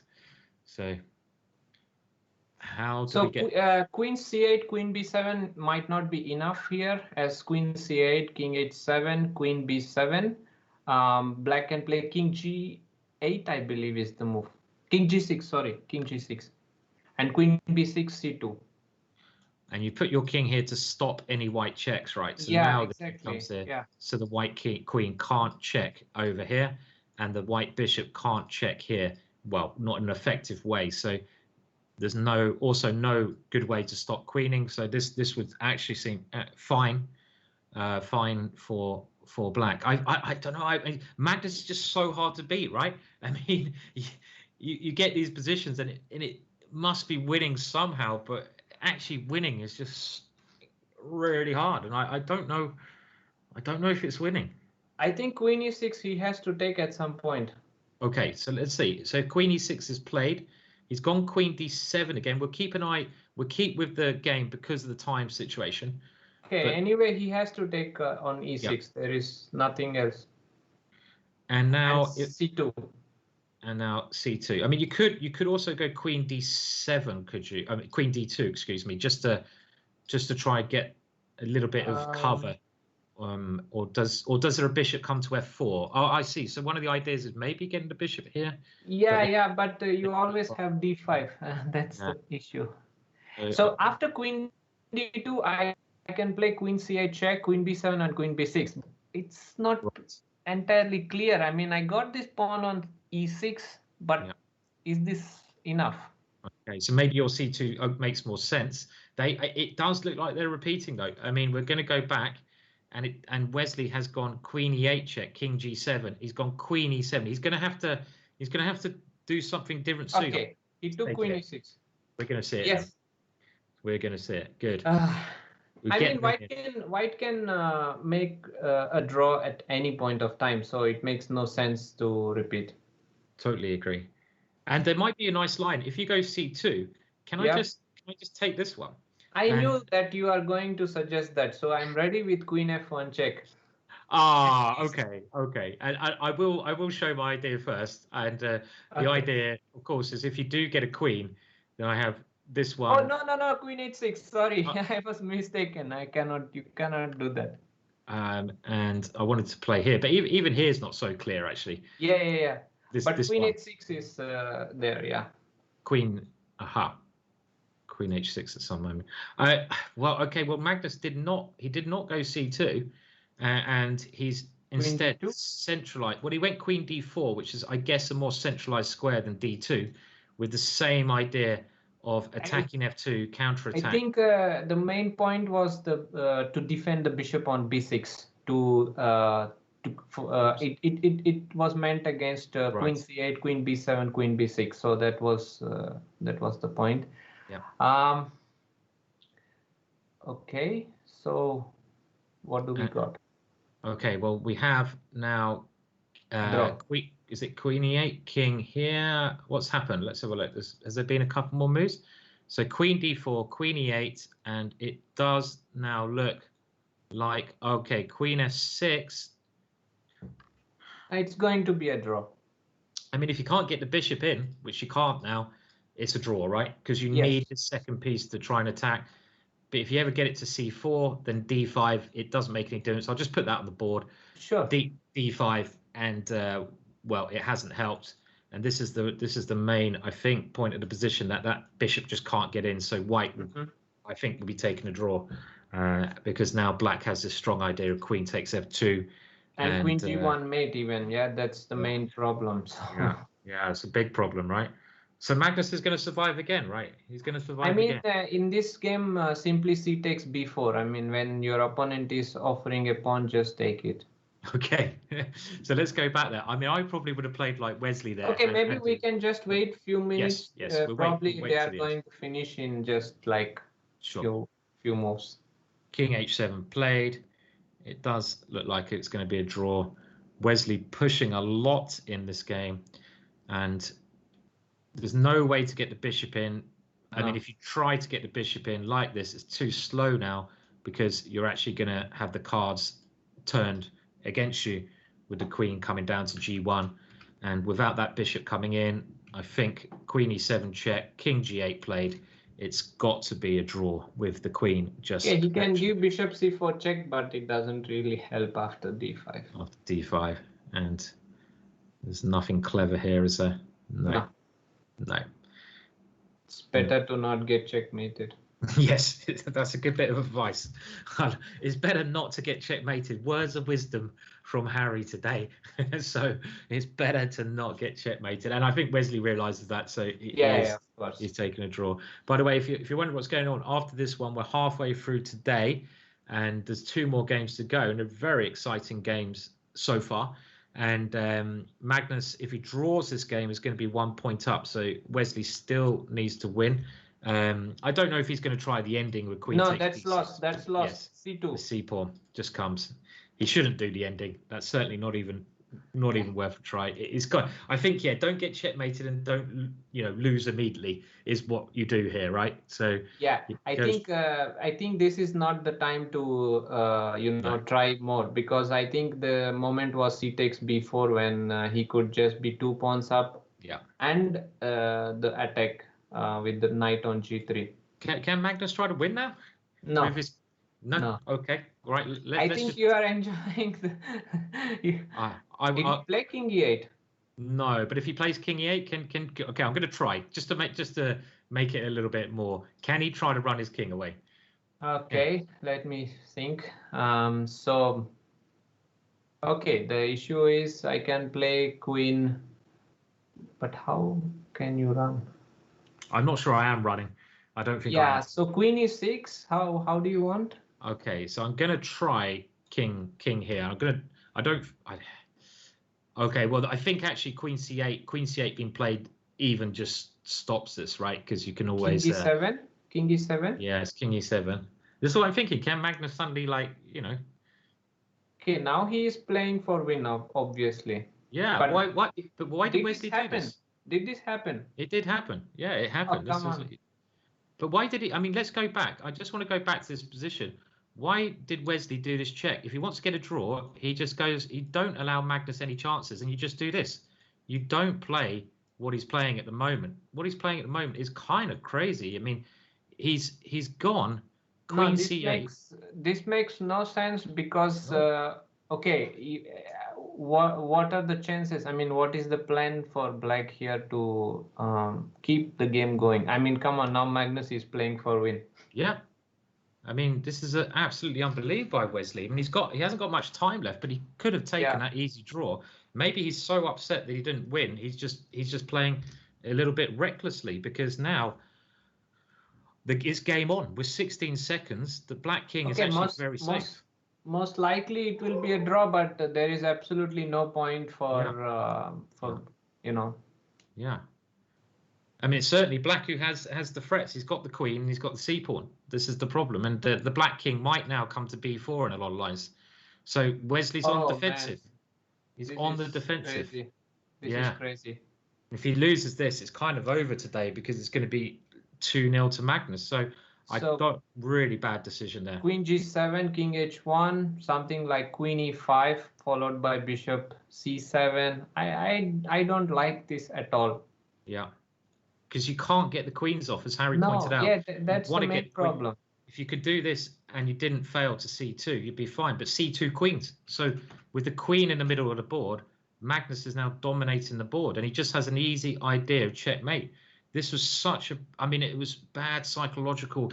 If against Magnus, you don't need to risk it all with a couple of games left. And Bishop d3, Bishop c7 played. I think this is I mean it's not just against Magnus, but simply some things you don't do because you Yeah. know if the position is draw, it's just draw.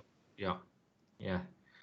Now here I would guess Magnus will win this. I mean, I mean, did this happen over This the is board? live. This is happening at the moment. The moves are coming as we speak.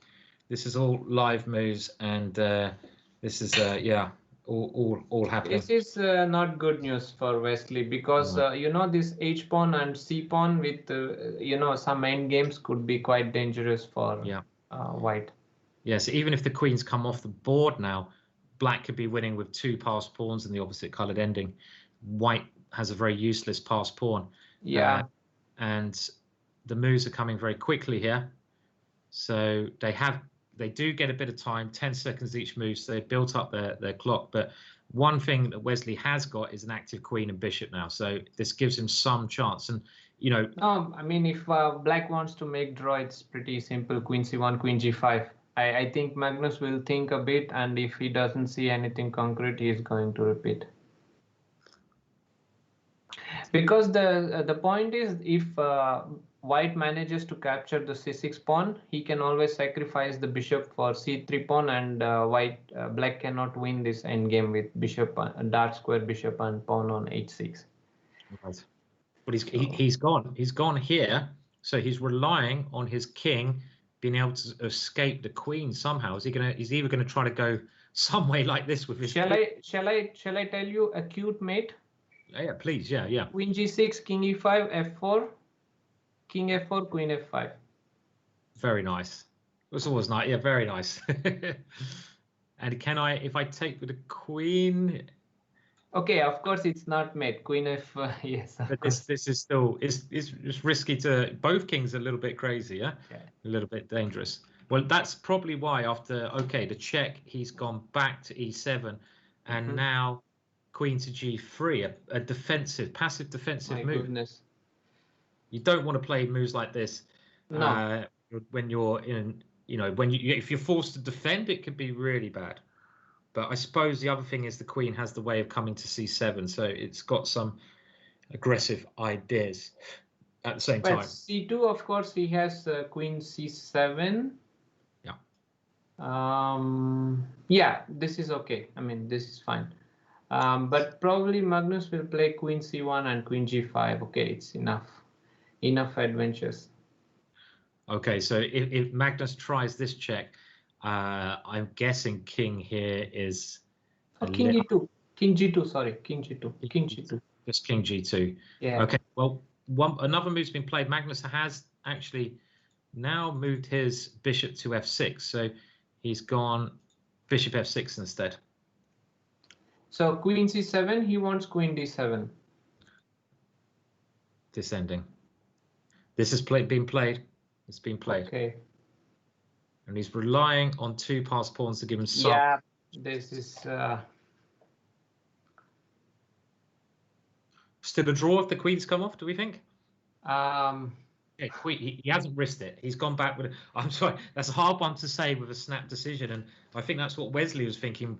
You know, Magnus can play queen d7, and Magnus has got the idea that if the queen's come off, he's probably thinking he might not even know if it's winning. He might do, but he's thinking, okay, well, it's I've got a free chance to win this one, so I can play it. But Wesley, on the other hand, has got to think, I don't know. And if you don't know, you don't swap the queens off.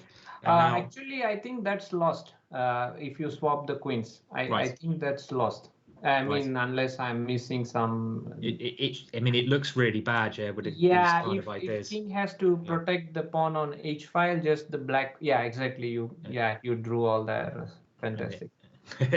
And they come in. So well, we have some more moves. So again, we have h5 being played. So Magnus making a little bit of progress. Queen e3, queen d4, queen f4, queen d6. So Magnus is really feeling that the ending with the queens off is winning it. And the further these pawns get, he's making progress, because that pawn, the further it gets down the board, the worse it gets. Now he even plays this one, c5.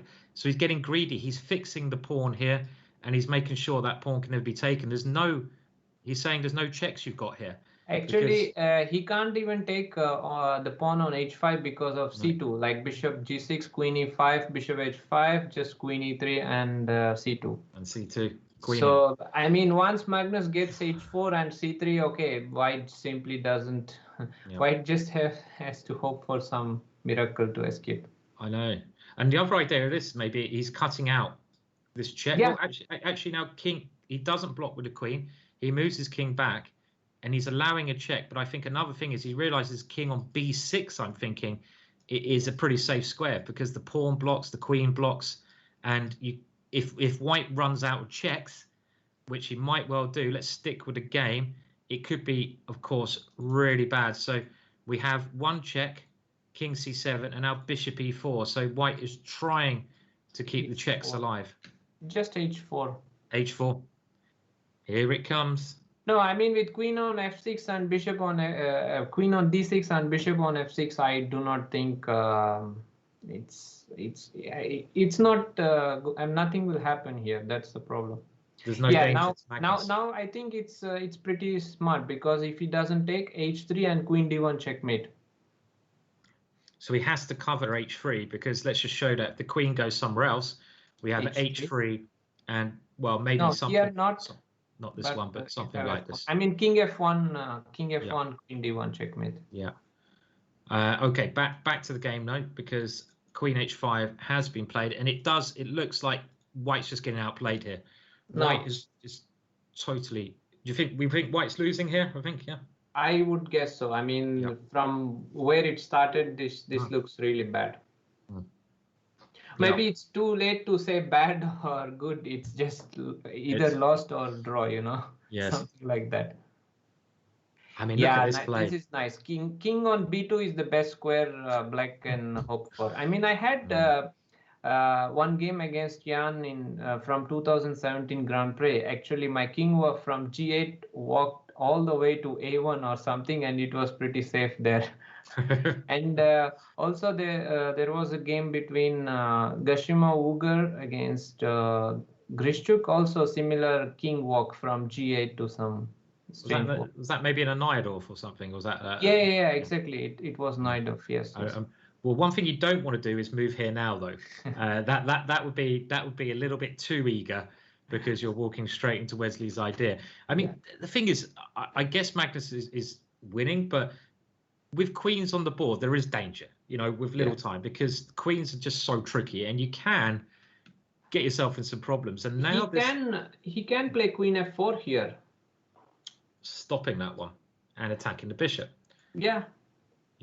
Why not? I don't see after queen a check, king b6, there is no check. Because you're covering b8. There's not even a check, not even one check. Nothing. And you can't even check on this square as well. Well, okay, he's played it super safe, and he's gone king b6 instead.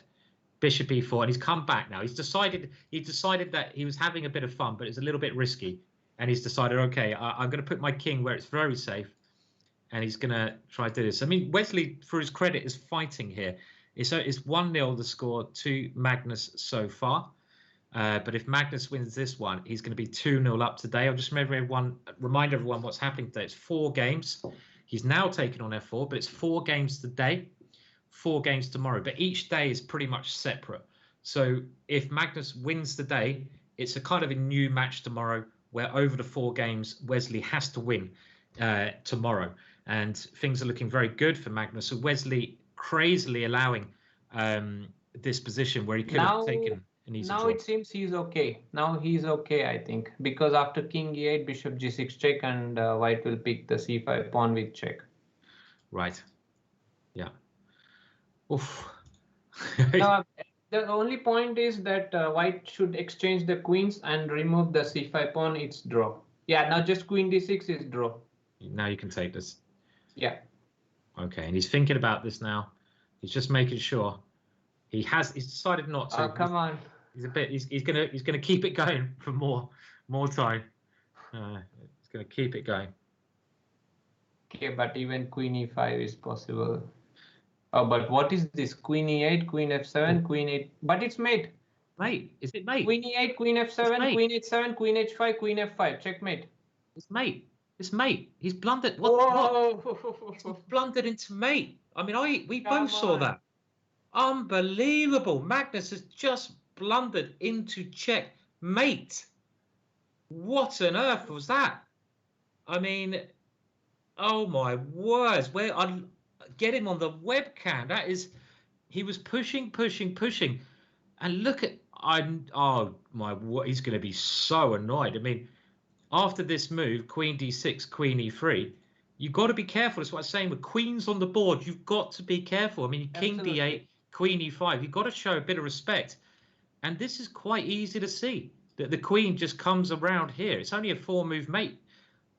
Really astonishing with this idea. Queen f7 check, queen h7. Here, Magnus resigns because that is checkmate. And it's actually similar to a checkmate that Harry showed earlier. It's one game all. I've never seen that. I've never seen that happen, really. I mean, that is just astonishing, right? Absolutely astonishing. Often when you solve some mate in 3 or some studies, the pattern will be something like this. Obviously, the 3 or 4 other moves exist, but it is pretty similar to that. Just bam, bam, bam, and it's mate. I totally agree. I mean, certain chess problems, it's all about certain pattern recognition. Chess is pattern recognition, and there's certain patterns which are kind of hardwired into your mind, so you know immediately that you can't do it. And that's why I'm amazed he's gone king f8, because this pattern of just coming on the light squares is, as Harry's pointed out, a pattern that I think he should really know. He should know this pattern. And Wesley has won. He was kind of, he was maybe, well, he was always pushing, but then he kind of threw it away. Magnus was winning. And then Magnus maybe slipped up a little bit. We think he might not have been winning, but it's very close.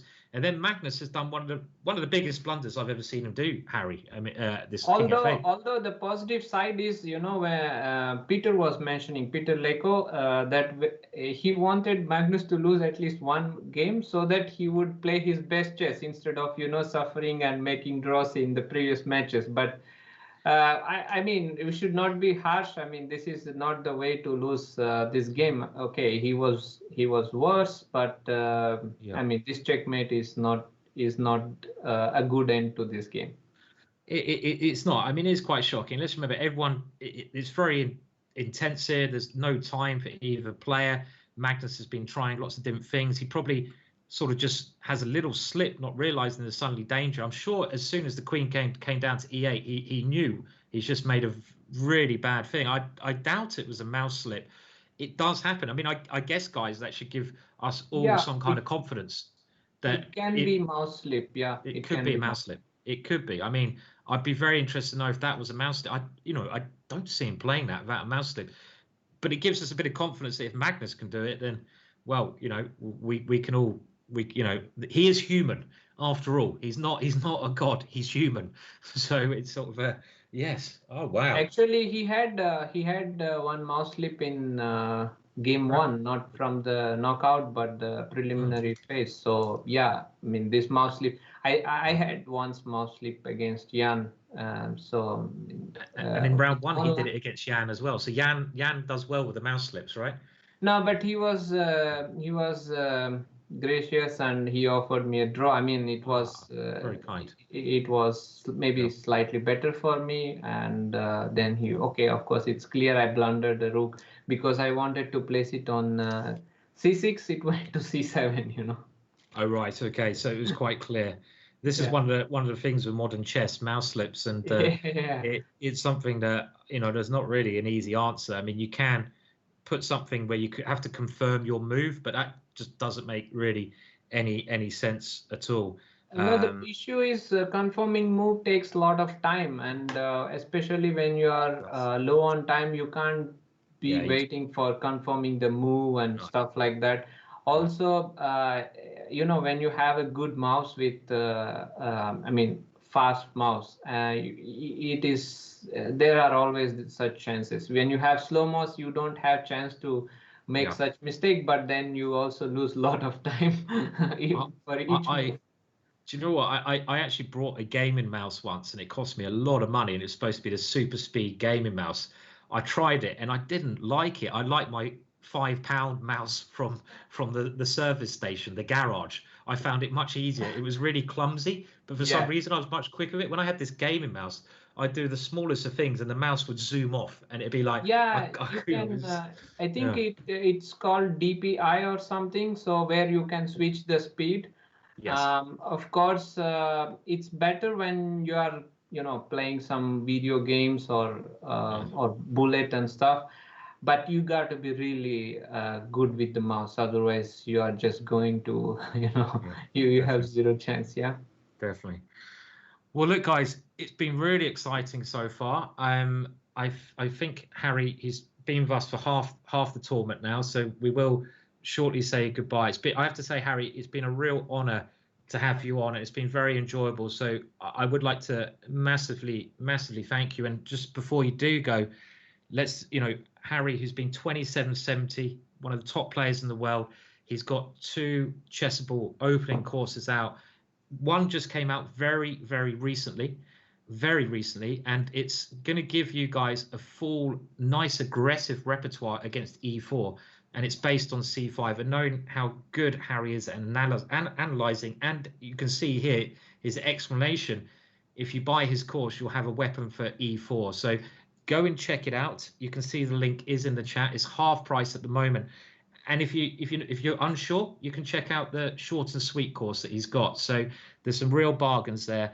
And let's all say a massive thank you to Harry. And Harry, thank you so much. And anything you'd like to add to things? It's my pleasure to come to your channel and comment for the final between Magnus and So Wesley, and the incredible.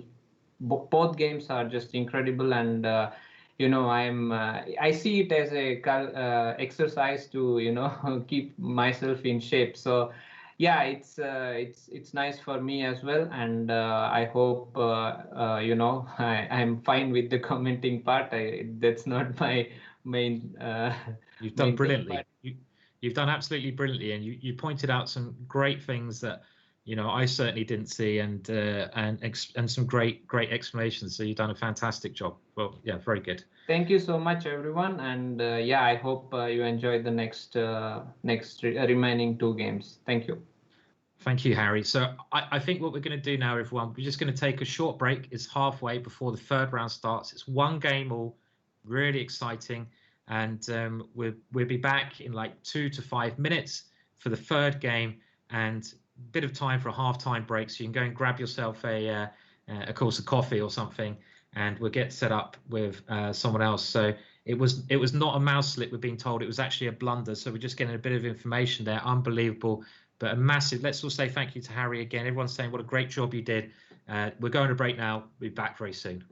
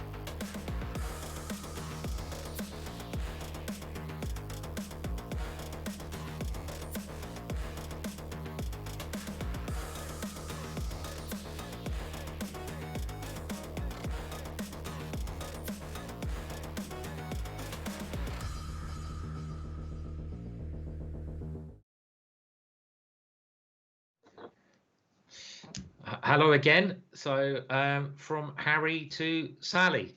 No, Harry to Blair, and it was a real honour to have Harry, and it's a real honour to have Blair on. Now, Blair is not quite as strong as Harry chess-wise, but it did a brilliant performance last time he was on, and we had great fun, and it's going to be a little bit more relaxing now. We're still going to follow the games, which has kicked off. So Blair, how are you doing today? Good evening. I'm very well. What a tough act to follow, and what a propitious moment to come into the equation after we saw two of the most incredible games. Yeah, I mean, two incredible games with lots of drama. I mean, I think people might expected more draws than we're seeing so far, but we've literally had two wins, and it's 1-1. It could have been totally different score, leaving the whole thing open today with 2 games to go. Magnus must be upset now, but he has the white pieces. And Blair, you of course you're joining us. Do you have a red wine or a beer today? I started off with a red wine, but the games went so deep that I've actually moved on to a Katie's. Oh, you're on a Katie's, one of my favourite beer. So you're well lubricated for the show. Not so bad. I mean, it was an incredible turnaround. Though both those games, they went up, they went down. Anyway, dare I suggest that we get straight into the action because it really is still going on. Yeah, so we're going to start from move 1. We'll just get up to date with the moves. Like we say, Magnus has the white pieces, and they start off with this variation where Wesley is offering the Nimzo Indian. If you go knight c3, bishop b4 as a Nimzo Indian. But now, very popular move order at top level is this knight f3, when if bishop b4 check happens, you don't have to put your knight on c3. So you have other moves which avoids the Nimzo. And the trendy thing that Black now does is go back into the Queen's Indian defense. And I think the reason they do this, just to let you know, why doesn't Black play this setup on move 1? Well, if you play it like this, White can play knight c3. Notice the difference, the knight on g1 is there. And after knight f6, you can do a line where you capture, go bishop g5. And theoretically, with e3, the knight comes to e2 a lot. And it's a little subtle difference in the openings that change the theory. After knight f3 is being played, you don't have this option of going knight e2 in those other lines. So we now get back into, well, in the last variation, the Tarish was played by Wesley with c5. But here, he just goes for the ever popular Rogozin variation. And this, in the last 10 years, has become one of the main moves that Black plays. Magnus goes for a queen a4 check, forcing knight c6. And the reason he's played this is that the Black pawn can't move. So Black can't get the activity he might want with c5. He now forces the bishop pair. And Magnus, one thing I've noticed in his games, he really enjoys playing with the bishop pair. Now, I would say that not everyone should follow this style because it's actually very hard playing with a bishop pair. But when you're Magnus, you can utilize that. And after castles, he gets this nice pin on the knight, because Black has no bishop to break the pin. We'll get up to date with the position very soon. h6, and that bishop keeps the pin. Bishop h4, and now bishop d7 with some ideas that knight takes d5, d4, because of the attack on the queen. So the queen has to move. And now Wesley, clearly in his preparation, goes knight a5, and he's trying now to play against Magnus's weakened queen side with a hole on c4 and things happening on this area of the board. So currently, knight a5 on the board. Wesley hasn't taken hardly any time, but now obviously Magnus is having his first think. So, Blair, your first thoughts of this one? My first thoughts of this one is, if I may ask the question, other than to absolutely compliment Mr. Harikrishna on his incredible insights. Obviously, as an individual, I'm ceding a lot of elo points to him. But I just like to ask you the question, who's actually feeling better about this match at the moment? Because it looked like at various points, Magnus Carlsen could go 2-0 up. It looked like Wesley So could have equalised it at 1-1. How is Magnus feeling right at the moment? Well, you'd imagine he'd be a bit pissed off at the moment, right? I mean, that's the blunt answer. You've just fallen into a checkmate. I mean, if anyone falls into a checkmate, I'm sure if you guys watching this, if you fell into a similar checkmate, no matter what your rating is, even if you're like 1400 and you suddenly fall into a checkmate from a good position, you'd be really annoyed. And in a tournament like this, we know these things affect Magnus. So normally the strength of a champion is that they bounce back quickly. So they might fall into something, but they have this bounce back ability, which is a really important thing. So I don't think it will affect his play so much, but he's going to be annoyed, right? He's going to be annoyed. I honestly think that I really rated. I thought Wesley So was the top of his game. Other than the mini match against Rajabov in the first match, I thought he played incredibly well. To come back from that after being one match down, I thought was impressive. I think that he really dominated Hikaru, and I think he really played well. He played with such game theory. He sort of tortured him, and I honestly thought he'd have a really good chance. After seeing the first game in this mini match and the second game, I really was almost thinking, why did I predict Wesley So was going to do well in this match? And now, I'm not so sure. He's back. And look at this move. Ooh. Wow. Yeah! I was going to suggest this, but then I thought I might look stupid. This is borderline tilt, isn't it? No, I think it makes a lot of sense, to be honest. I mean, this is something I've used a lot in the last 5 to 10 years myself. And I do want to compare it. This is a modern idea. There's no doubt about it that this G4, we talked about some other modern ideas like the Rogozin is a modern opening. Chess does develop, but as it's so well analyzed, it develops quite a lot slower. But the idea of playing G4 in many positions is certainly a modern idea. You know, they wouldn't do this 50 years ago. And, you know, it can happen in lots of openings. One, I just want to show some other concepts where it's become popular in this position that they get with Bishop E7, which is a main line. I've been playing Bishop G5, castles E3, and now H6. And here I just dropped my bishop back to F4. And after something like knight BD7, I've been playing G4, which is another modern idea. Grischuk's been playing this one quite a bit.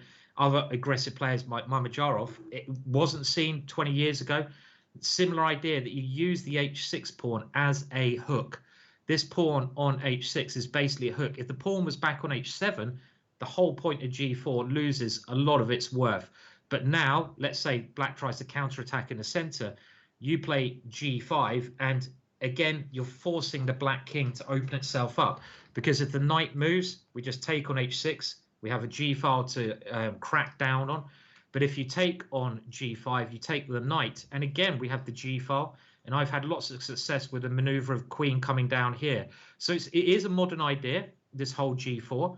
And I think with a dark square bishop, black doesn't have a dark square bishop, right? So G4, to me, I mean, it could be tilt, but it looks extremely exciting. Now G5 played. Can we take that one? Is my first question. I think Magnus will just go bishop G3 and H4. This would be he has he played? No, he hasn't yet. But you have to ask yourself, Blair, can you take it first of all, right? I mean, you have to just double check. You can't really because you haven't got any other pieces of whites that can improve on the pin. So bishop G3 played. And the whole idea, Magnus has given up a pawn. He wants to go H4. He wants to open up black's king, and he wants to checkmate black. This is the Magnus I want to see. I want to see an angry Magnus. We've got an angry Magnus. I mean, what's more dangerous than an angry? There's nothing more dangerous on a chessboard than angry Magnus, isn't there? I was going to say Cobra, but Cobras don't play chess, so that's probably not going to happen. But it's incredible to think that they're almost both in a crazy mindset where Magnus has gone for this G4 idea, which I know you appreciate incredibly well, and you've played. I've seen enough of your games to see that it's the sort of move you play. But now Wesley's responded with G5. It's almost like anything you can do, I can do better. He has. I mean, I have to say, I would be very happy as white here. It's probably because my style, I like attacking, but I've got a very easy plan. Before we do that, I'd like to say hello to some people in the chat. I've got to keep an eye on the chat. Hello to Aldo, of course, who's all here. Everyone else, Hamil Body. But also Chess Lefus says, greetings from Athens. Played some Blitz with Blair at the Folklore Chess Coffee House 2 years ago. Love the guy. That's very kind. That was legendary, by the way. That was legendary. Do you want to tell the story now? It was quite funny, right? We can still chat. We'll keep the position on the board. Tell us the story. I'll tell you the story that, well, hopefully we won't miss too much of the action, but I went out with a friend of mine to Greece, a little bit of a road trip around Greece. And he was desperate to have a sort of authentic Greek, dare I say, style Turkish shave. And I really wasn't that keen, even though I probably do require a shave right at the moment. And instead of going to the barbers, I stopped in a chess cafe along the way. And I sat down, I saw someone reading one of the preeminent books at the time, New in Chess. And I thought, this guy knows how to play. I'll offer him a little bit of a game. And we played a few games. He sort of beat me in the first couple of rounds. And knowing I was English, he said, I'll tell you who my favourite grandmaster is. And I said, please don't. It's got to be the one and only GingerGM. Quite random. And I think you got me on the phone to say hello, which is quite weird, yeah. And yeah, sure I think unfortunately one of them was going to come over in March this year, right? And try and meet up with me again and meet up with you. But unfortunately, of course, as we know, COVID stopped that. Yeah. Anyway, how do you see this match going? Because I'll tell you, I think that this will be a drawn match, and I think they'll both go to bed tonight. As I said when I was on stream the other day, ask themselves a question. Did we let one slip? Should we have won it? Should we have won it? Should we have drawn it? I just don't know.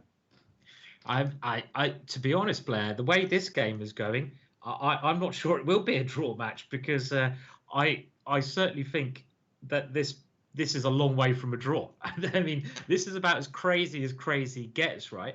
Because I think, you know, Wesley So's last move was an excellent move. You could get tempted to get greedy here. Let's say you take the pawn, but again, I just want to show how dangerous h4 becomes. How do you deal with h4? Well, if you take it, I think you're going to get absolutely smashed with either rook takes coming in towards the king, or this pin is like an eternal pin. What I mean by that is you can't get out of that pin. I'm going to go g5. The black king is just ripped open. Now, if after h4 you don't take it and play something like this, well, I'm going to take here. At some point, you're opening up the h file, and just look at that h file. I mean, visually, you can just see that this is too bad. Aldo's wondering about knight takes g4. Well, again, I'm just going to go h4, and I think this is just helping me. Okay, you probably have to play something like f5, but when I take here again, this h file is so scary with some natural move like knight e5 played here, and I think White's initiative is really scary. One idea is to get my bishop to e5. Wesley just says, no, I'm not getting involved. I see your idea. And he goes knight e4. And you might still be able to play h4, but now Wesley has this extra possibility. I mean, I would probably go h4 without thinking too much, because Magnus is kind of committed, Blair. He's gone g4. If he doesn't go h4, what is he going to do? You know, he's got it. He's committed. So if he goes h4, what if knight takes g3, pawn takes, where White's structure is looking horrible, but he's relying on the h-file attack? Ew, what do we think? I'll tell you what, it was the case that in his match against Giri, I think he wasn't so concerned about knight takes g3, was he? So totally why should he be concerned here? Yeah, I mean, this position, I mean, h4 must be critical at the moment. Magnus thinking about it. He's spending quite a lot of time. If you don't go h4, then I will take Wesley's position. Maybe he's thinking, can I, you know, save my pawn? The problem is if you take here first, your attacking chances diminish a lot because Black's bishop becomes a lot better.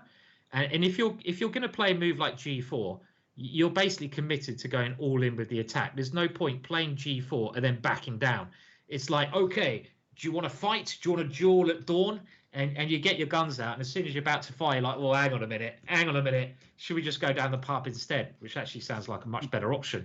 But I think he's committed to play h4 here, Blair. He must surely play Harry 4 here. Surely. You certainly know a lot about these positions. As you said before, you're the one who plays g4 in similar or somewhat related positions. And if you say you've got to follow up with h4, also with the absolute kudos to our previous guest, it should happen, shouldn't it? It should do, yeah. I mean, doesn't he know that we had Harry on the show? I mean, he must. I think he must go for this move. And let's just have a look at it a bit more. So if you go h4, how can this continue? Well, you don't need to take the bishop. I would have thought that's maybe the idea, but I just want to see what happens if you do take it, and then you grab this pawn with the knight, trying to come in here And now I'm going to take on this square with a bizarre structure. My initial thought is very dangerous for black because you can't take that one. It's checkmate already. And he's gone h4. He understands chess. He needs to play h4. He has to go h4. Can you call those 3 G pawns Irish G pawns? I've heard you say them about on your stream before, and I don't know if it's time and place to talk about them, but yeah, you can. Apparently, double pawns, I'm not sure they have a name, but triple pawns are called the Irish Pawn Centre. And it's to do, I heard, I don't know, this could be wrong, but I heard it was from an Olympiad where, the player Eamon Keown, who's a real character over in Ireland. And he was playing Jonathan Spillman of England. And Jonathan Spillman, I think, got the 3 pawns against him in one round. Jonathan Spillman won. In the next round, Eamon Keown was playing against him and he lost. He basically lost every time the 3 pawns were on the board. So they called him the Irish Pawns. But maybe we can get a bit of history on that. I'm sure someone in the chat can help us out there. But for example, this kind of position, Blair, would be very dangerous. Maybe therefore black shouldn't move the knight on e4 because the knight on e4 is blocking the queen. And it could just be this actual position on the board is, dare I say it, losing for, you can go knight e3 a little bit further. Knight e3, we go queen d3 and you go knight takes g4. There's something very iffy about this plan for black, I think. But you are stopping my rook taking on h6. But it seems really iffy. But I think black has f5 next move. Maybe surviving? Maybe. It seems iffy. Very risky though, isn't it? Yeah, let's say I go rook h4. Rook h4, forcing the knight to move. And if you go f5, I simply take it. And your knight is on pre. And if you go here, well, it's mate with this one. Yeah, it's iffy. So I think, Blair, after this h4 move, let's see what happens. You go knight takes c4. And this way, I keep my queen out of h7. And after this move, Magnus would take on g5. And then I'm assuming you take back the g pawn, and we get this incredible position. Assuming we take back the h pawn, I guess. H pawn, yeah. And this position, if black gets a couple of moves like king g7, rook h8, he can cover his king because you want to get your rook here, but it takes 2 moves to do that. So does white have an attack here? White a pawn down, committed to the attack. Given what's happened in the first 2 games, this game is kicking off straight away. And I really believe, I know it's probably too early to say in proceedings, bearing in mind they've got another mini match tomorrow, but this game could be a major determinant in the outcome of this match. In this whole 100%. This game is turning out to be critical. It's 1-1. They've had 2 wins. I don't see this being a draw. I mean, it's all or nothing, this approach. It's not Magnus's normal approach. So you're right, he might be on tilt. I mean, I like this approach, but Magnus doesn't normally like doing this. He can play these positions better than anyone in the world. He can play every position, but it's not his normal approach. Let's just throw one more move on the board here. What if I go knight e5? And I want to try to get rid of these knights. And, is this working? I want to also give myself... a question, because you've played these positions a number of times. Is there any need? Is white going to have enough pieces without the rook on a1 or with his king on e1? Because obviously he can't really realistically castle. Is he going to have enough pieces to sort of bust through with what he's got on the king side? Well, I think he's got to hope so. I don't know. I mean, it's one of those ones where he might not have enough pieces on the king side to bust through. But if he doesn't, he's going to lose. If he does, he's going to win. I think it's as simple as that, right?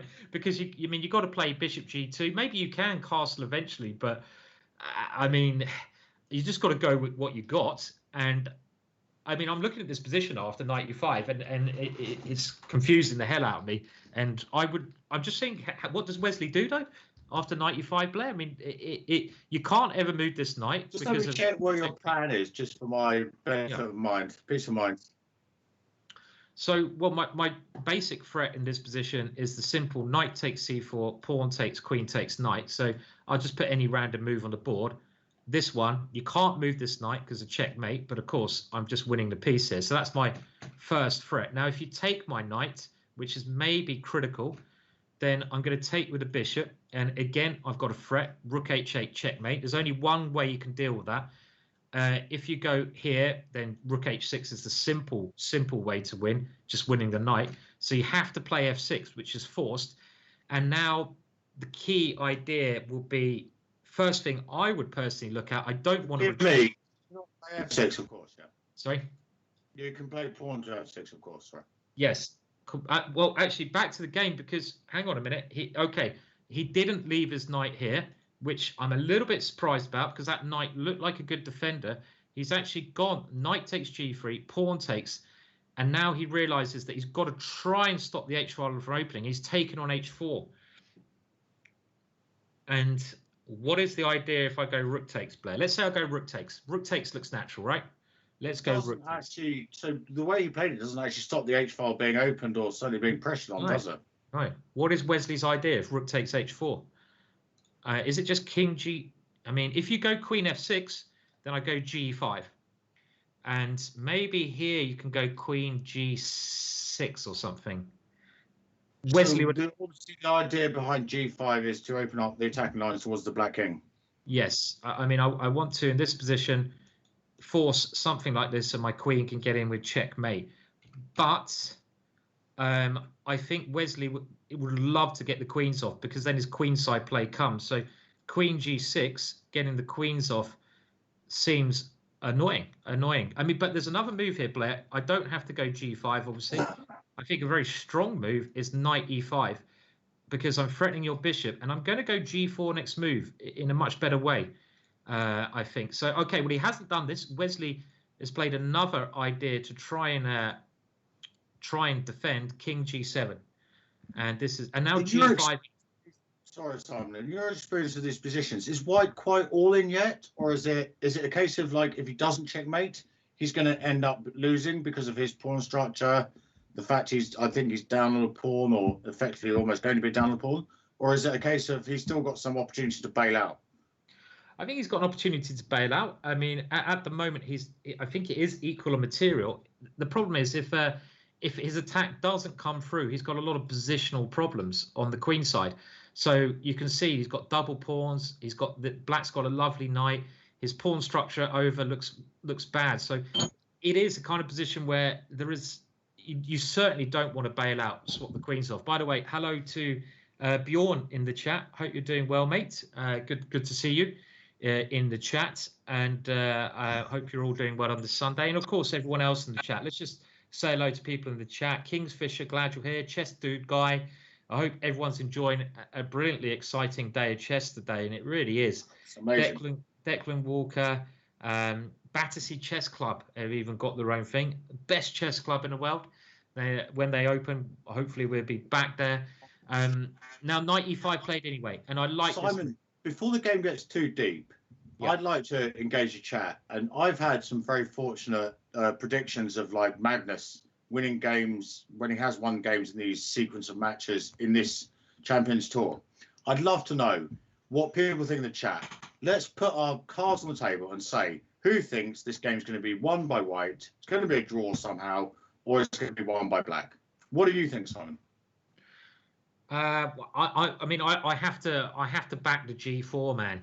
So I have to say Magnus win, because G4 is one of my favorite ideas, and I want to see it work. So I'm going to say that, even though I really don't know what's happening. I'm going to go for a Magnus win. Are there any supporters out there for somehow Wesley fends off the advances of Magnus and finds a way to win? Well, you know, I mean, I could easily see Wesley winning this as well, because all he needs to do is defend. I say all he needs to do, but he's a great defender, and if he defends, he will have those positional advantages. And with his last move, I think he's doing exactly the right thing. He's swapping off Magnus's attacking pieces. I mean, if you think about it logically, what's Magnus attacking with? He's kind of got a pawn, knight, rook, and queen, but they are getting swapped off. Okay, so he's won a pawn now. Let's go back to the game. Yeah, back to the game. So Magnus has taken on h6, and this is a position where rook takes would lose to rook takes h6 and knight f7, winning the queen. So Wesley has to move the king back to this square, and now things are kind of clarifying. Now, if you look at the material, it's still equal on material, but it's certainly I mean, I This certainly take. H4 looks incredibly dangerous, doesn't it? Just in its own right. I'm also wondering, Blair, if I have knight takes f7. I mean, I don't think I do, but this is nearly winning on the spot. Because if you go king takes, I go rook f4 check, and you have to move you have to go to e7, because everywhere else I come in with check. And I think this is okay for black. It is okay, but it's close, yeah, kind of close. It's not enough pieces for white, but yeah, okay. I mean, but I would say even the simple knight takes c4, pawn takes c4. And I don't want to allow the queen coming to g5, and I want to get in on the dark squares. He has played knight takes c4. We're going to get this position. I'm thinking just something like queen d2 might be clever to stop black. I mean, if I go e4, which looks natural, then queen g5 is very annoying because the king can come here, and it actually look okay. Well, hang on a minute. Whoa, look at this. Wesley did not take back. He went queen g5 immediately in intermezzo. What an idea that is. But wow, I don't. Oof. What an idea! Is this possible? Is it? I don't know. It feels incredibly risky, doesn't it? It feels like barely legal, right? It really seems risky. I mean, the idea is if I go knight e5, which is definitely a move. Queen takes g3 check. I move the king, and you take on h4, and now I can't take. Bishop's hanging, of course, isn't it? Yeah, so I can take that with check, but after king here, you have to move your knight again. So somewhere like knight e5, and it's a mess. Rook takes h6. The black king seems to be quite safe here, though, yeah? Seems to be quite safe in this position. Okay, Magnus didn't like this, and I can understand why. So after queen g5, which is a great move, he's just gone king f2, guarding that one. Pawn takes here. And now that Wesley's got the queen here, Blair, with king e7 coming, and I like the king there, it might be all right. So I'm thinking, sorry, Blau, I'm really getting into this one. It's an exciting game. This is an amazing game. I mean, I'll tell you what, I've never seen C1. 3 games so far which have been so amazing. The first game looked like it was all Wesley preparation, and Magnus turned it around. The games since then have I've never seen a mini match like this. It's an incredible match, right? Incredible match. I like Queen C1, Blair. You'll be a fan of this move, won't you? It's an amazing move, obviously. There's a double exclamation mark move because White's in charge. Yep. He's still got the passed stage pawn. Obviously, all you need to do, get the queens off, win the game, end of. See you later. Now, I'm sorry to do this, guys, and I'm sorry to do this, Blair, but I have to pop over to the TV show now, which I know happens every day, and it does break things up a little bit. So sorry about that, Blair, but I'm going to leave you in Blair's capable hands. And it's only the second time Blair's done this on his own, so give him a lot of support. He did a great job last time, but Blair, I really must go now. So I'm just I hope Lewis is ready for that, and we're gonna have a break just for 1 minute, no longer. Don't go anywhere, and we're gonna get set up with Blair taking you through the rest of the action. So I'll catch you a bit later, Blair. Okay? Have a good one, Simon. Needs must as the devil drives. Okay, I'll see you all soon, and be back a bit later. Bye.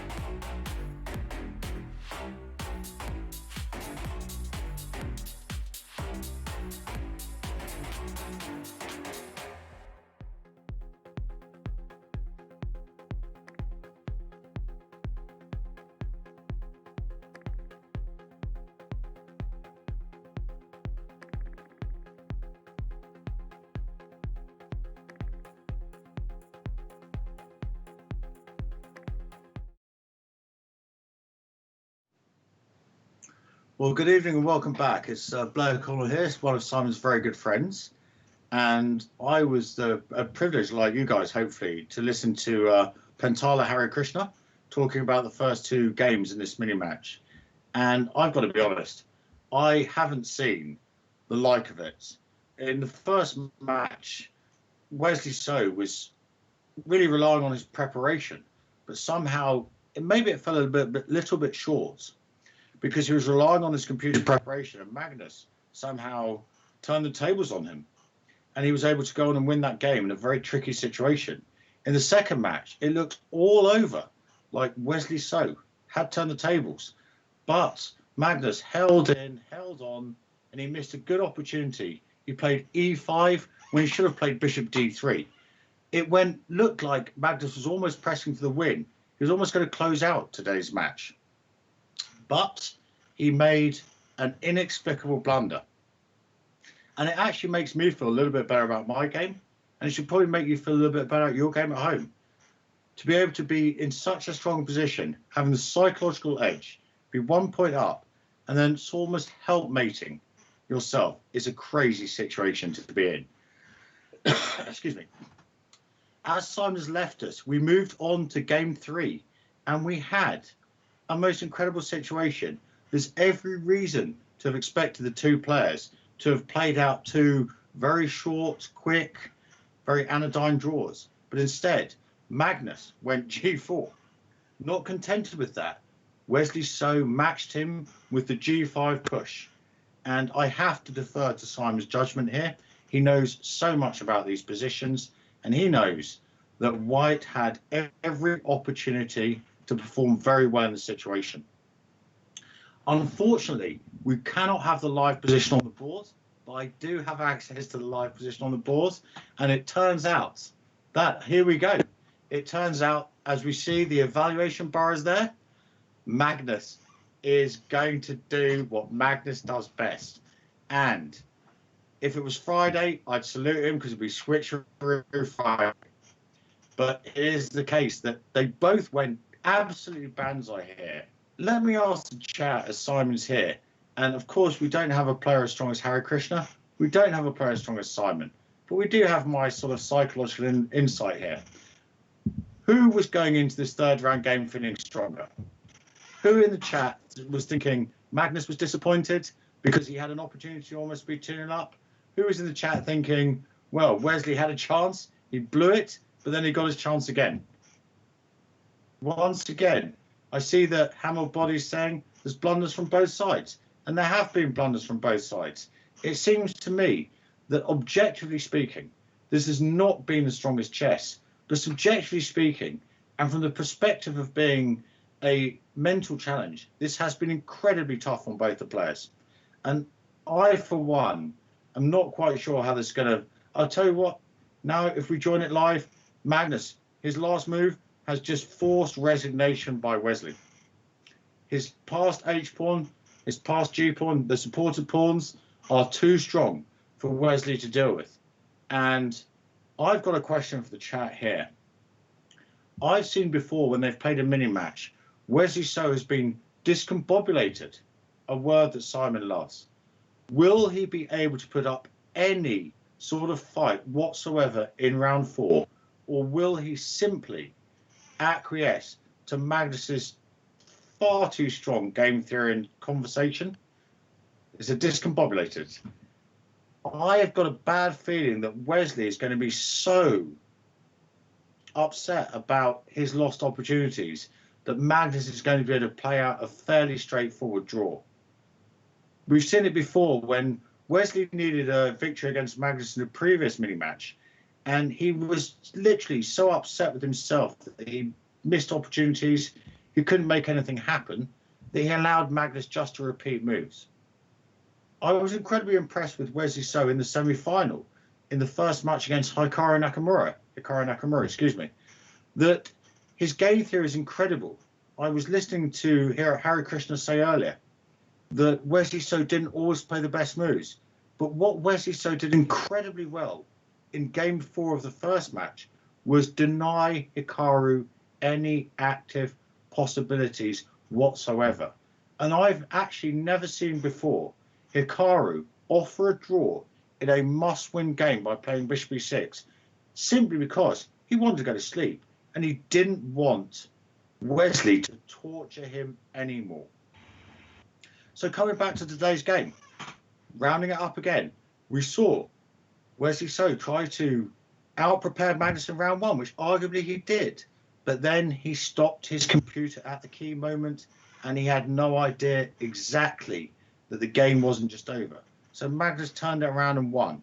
In game 2, I can't remember any single game swinging like a pendulum, back and forth, back and forth. First, Wesley was winning, then Magnus was holding on, then Wesley was winning, then Magnus was winning, and eventually Magnus almost helpmated himself. Well, it wasn't quite a helpmate, but it certainly was. He brought about his own demise. And Wesley must have, in running in that game, thought, I'm winning, I'm not winning, I'm winning, I'm not winning. And it would have been incredibly difficult for him to close that out. The question is, after they took their 10-minute break, what happened? And what happened was, Magnus, it seemed to me that he was on tilt. He played G4, a move which Simon understands so much better than I do. Attacking the king side, offering a pawn to open up the G file. Wesley, not interested in taking that pawn. He said, anything you can do, I can do equally well, and I'll play G5. But it turns out it wasn't that sound approach by Wesley So. And it turns out that Magnus has gone on to win this game, and in so doing, has taken a 2-1 lead in proceedings. I remember a situation where Wesley acquiesced to Magnus's Svengali-like approach and went for a repetition, needing a victory as white.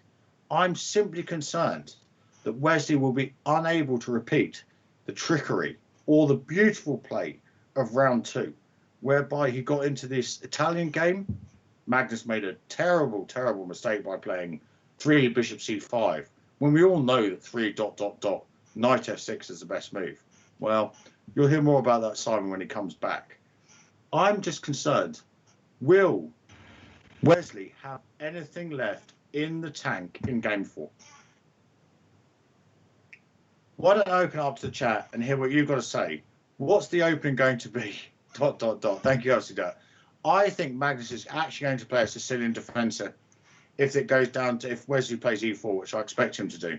I don't have the live game in front of me. I will try and see if I've got it in front of me in a moment.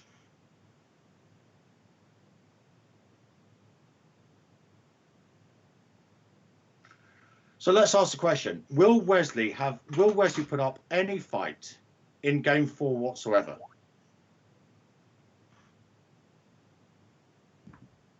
Excuse me one moment. I'm just being spoken to by my producer.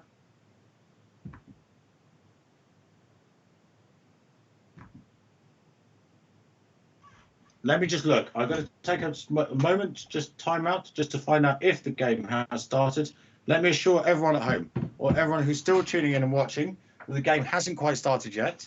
So we're quite happy that the round 4 will start soon. Let's remind everyone what's going on. In the most incredible day of play that I've literally seen yet, Magnus was able to win in round 1. A game which could have gone in every or any different direction. Obviously, only 3 possibilities: win, lose, or draw. Wesley was able to fundamentally or finally win round 2 as a courtesy of Magnus's wanting to make it interesting for the conspiracy theorists amongst you. In game 3, Magnus, who I honestly believe was on a little bit of tilt, went G4. But he's in a situation where he's taking the game to his opponent, and that is what he's done best. I remember when they played in the final of the Banter Blitz series.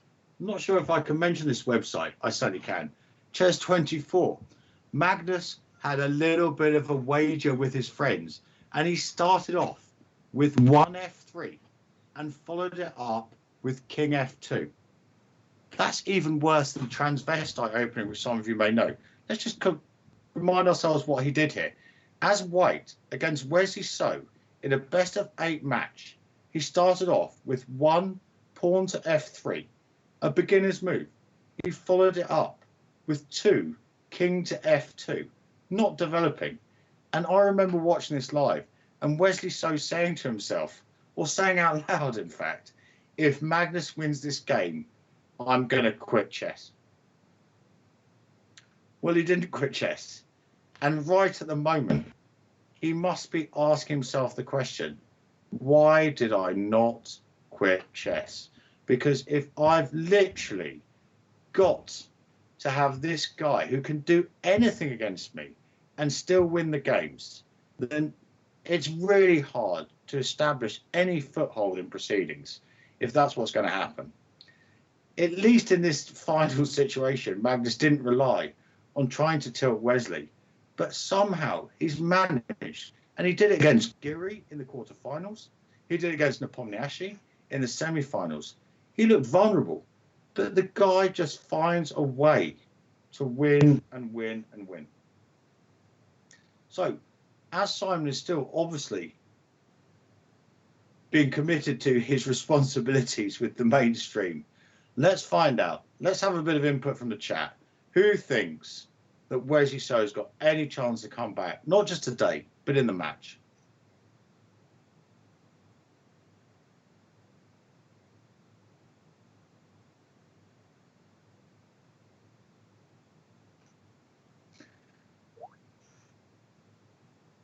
Okay, I've just got confirmation that fortunately so far, the game hasn't quite started yet. If I had a 10% chance to come back, I don't know if Chess Dude Guy, is that today or in totality? If I was making a prediction in this game, I would predict that Wesley will once again open E4 because Magnus seems to have the answers to D4. If Wesley opens one E4, I actually think Magnus will respond with one C5.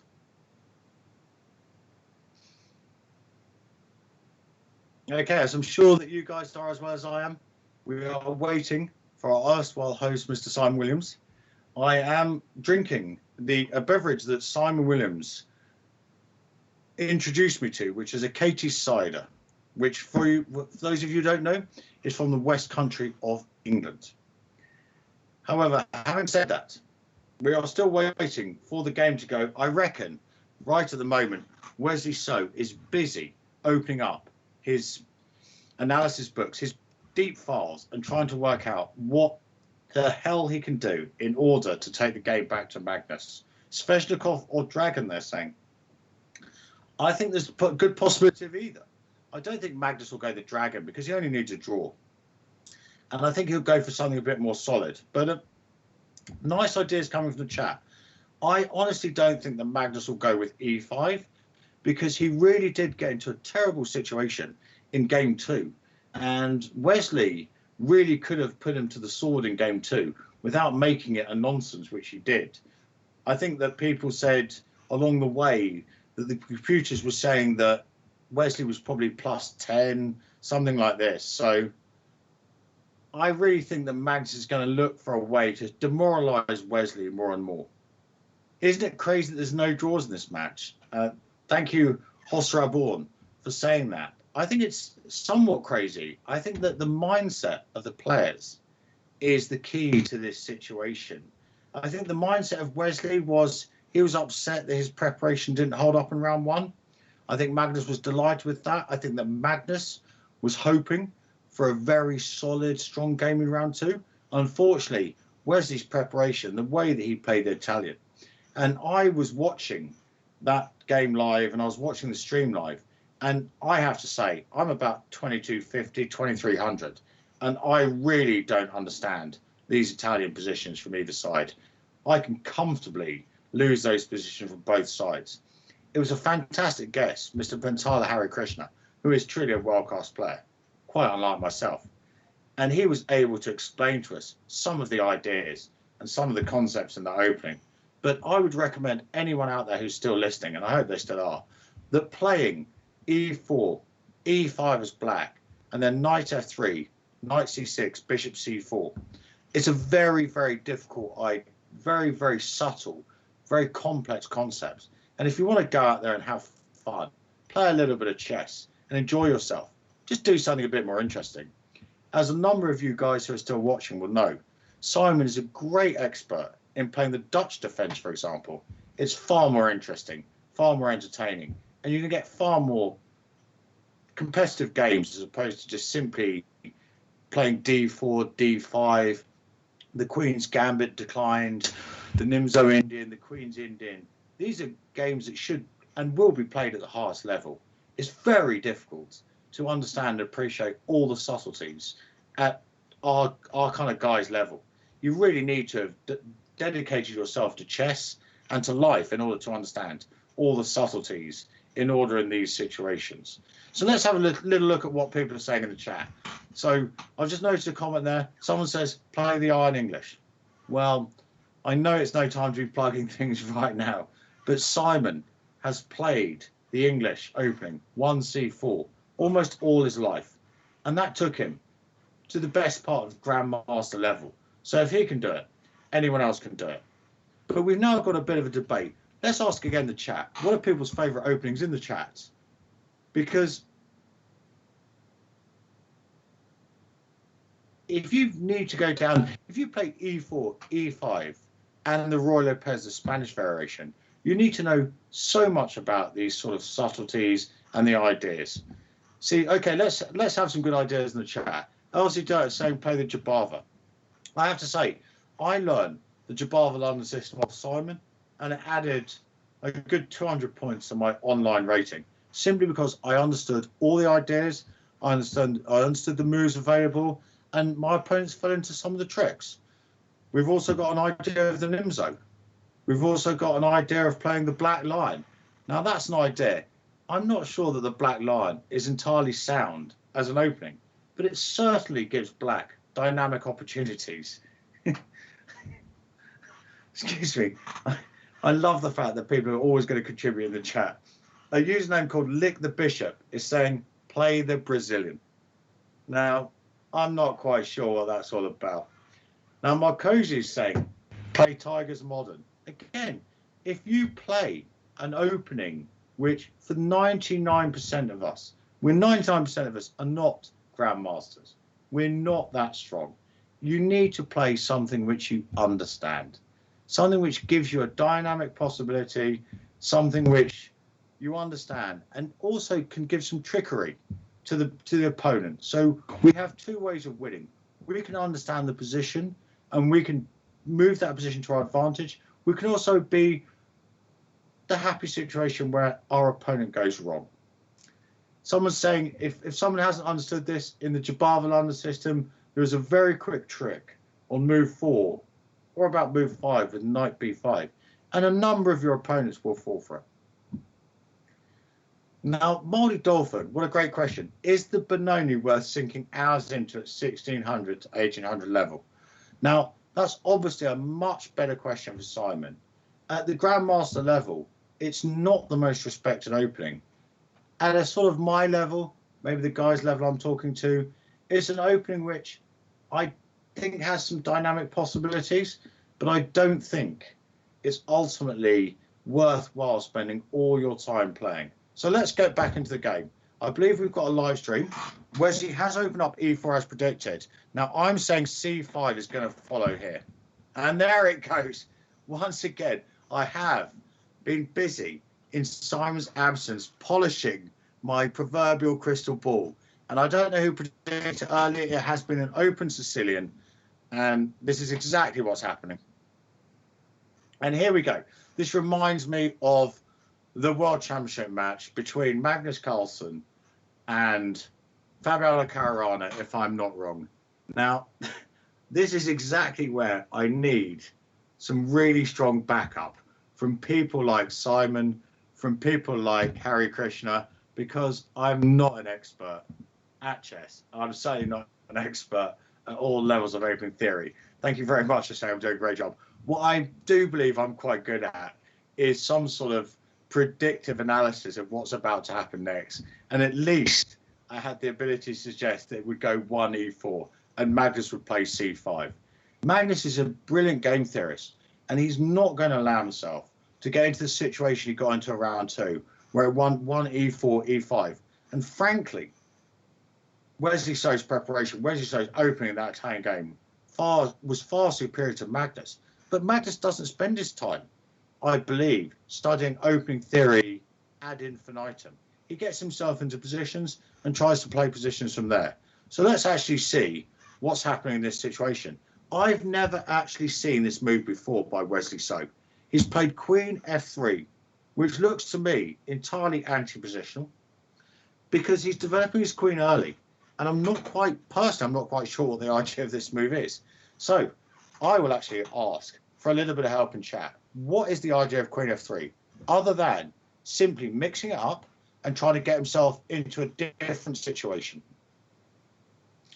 So Grandmaster Flash 95 says Queen f3 looks like a 1200 move. I'll tell you, Grandmaster Flash, it's a sort of move that I may or may not play. I'm not quite 1200, but this, to me, this must be a new take on this situation. I don't have the resources open to me at the time, at this moment, but this position was one of the key positions in the Caruana versus Carlsen World Championship match, which went into very, very deep theory, very deep preparation. Queen f3, so no wonder, if this feed is live, it doesn't surprise me that Magnus is thinking about how to respond to Queen f3. I'm guessing, and literally I'm not quite guessing, but I'm guessing why he wants to go Bishop d3 and dominate the light squares before Black has a good chance to organise his pieces, and make sure that it's not possible for Black to cast on the king side very readily, because the h7 pawn will be targeted. So I'm sure you guys will help me out here, as I'm literally stranded on my own without our host and mentor Simon Williams to guide me. What is the point of Queen f3?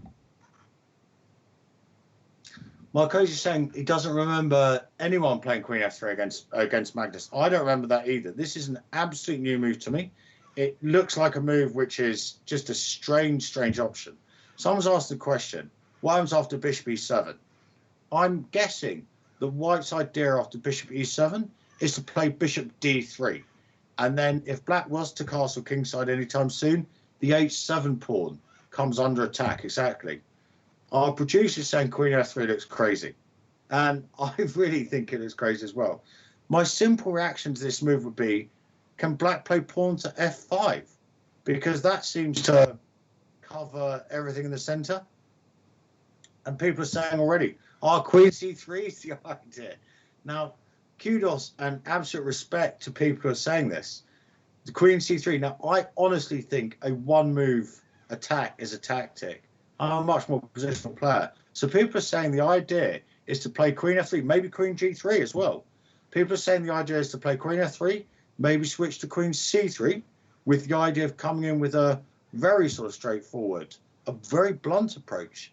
Knight c7 check, forking the king and the rook on a8. So, and here we go. Whoever said Queen a3, absolutely.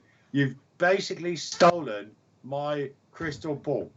That you've seen the idea of Queen a3, pinning the a6 pawn, and people are saying they don't really like a6. Now, fortunately, I don't know if you guys can see it when you're watching, we do have the analysis bar up on the left-hand side. Now, I really don't understand Black's approach here. And unsurprisingly, it's not for the first time that I do not understand Magnus Carlsen's moves. Why is played Queen f3 to a3? I don't get that. And Black's gone pawn to a6, followed by pawn to b6. Now, for people who are sort of my level or a decent level at chess, but certainly not experts, they're both contradicting all the rules of the opening. Neither side wishes to develop their pieces. Neither side apparently wants to get their king to safety, wants to dominate the centre of the board. Wesley So's just gone queen f3 to a3. I understand the ideas of that behind pinning the a pawn, but Magnus has just gone pawn to a6 and pawn to b6. And I'm not really such blunders. I assume they're not quite blunders, but I really don't understand what's going to happen next. Can anyone help me out here and tell me what White's going to do next as a plan, as a concept point of view, and what Black's going to do next? I guess Black's idea is to play bishop e7 at the right moment, bishop b7 at the right moment, and then ultimately castle kingside. What's White's idea? Because it looks pretty artificial by White. Okay, you pin the a pawn. You've got the knight on b5, but it's not exactly that d6 is much under threat here, is it? So I'm not sure where's White's development going to be. And after Black plays a straightforward move like bishop b7, suddenly the knight on b5 is under attack because the rook on a are being protected. And then if the knight retreats to c3, the queen looks ridiculous on a3. I know this is well above my level. And I know that the engine analysis, I can certainly see the bar, I can't see any engine analysis, says that White's doing fine. But I really don't understand what's going on. And kudos to the chat. Bishop g5. A number of people spotted this.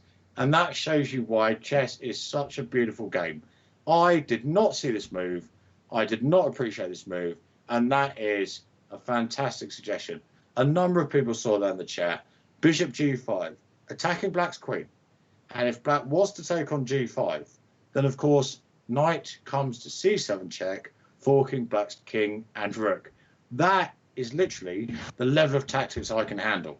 But so absolutely respect and appreciation to people in the chat who spotted that by White playing bishop g5, it attacks the queen on d8, and it now makes a slightly difficult decision for Black.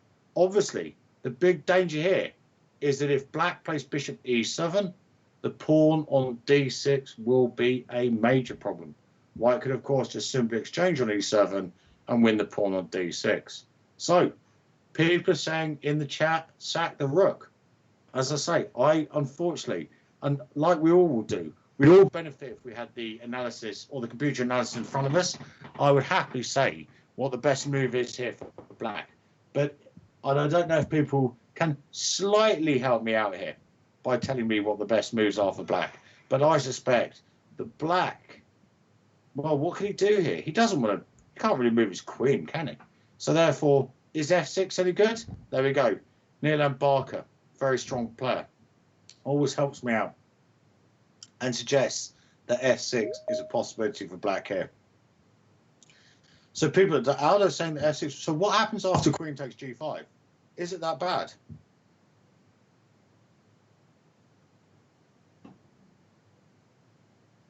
Oh my God, I'm saved.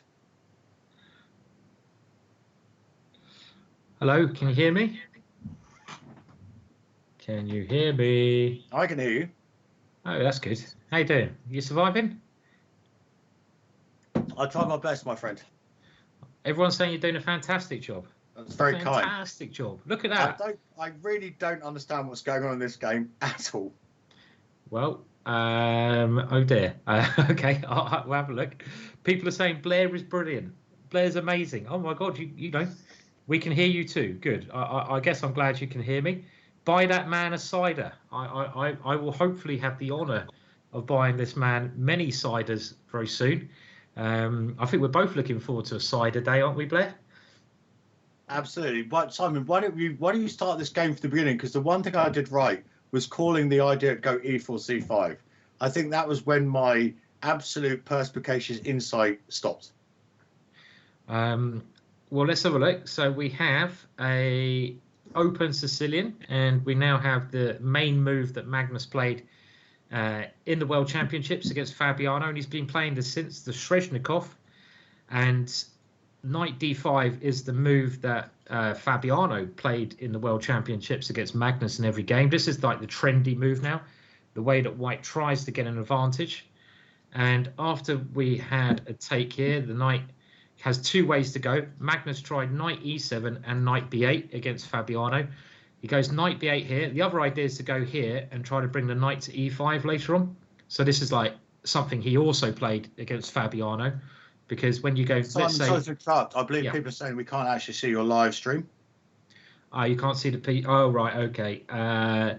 Let's probably good idea I share screens, eh? Let's give that a go. Okay, that might help. Yeah, well, just testing. I'm just testing out their blindfold chess, Blair. Yeah, that's all we're doing. Did it? Whoever my blindfold chess as well, which is really a great test. But let's have a look. So I'm trying to share screens now.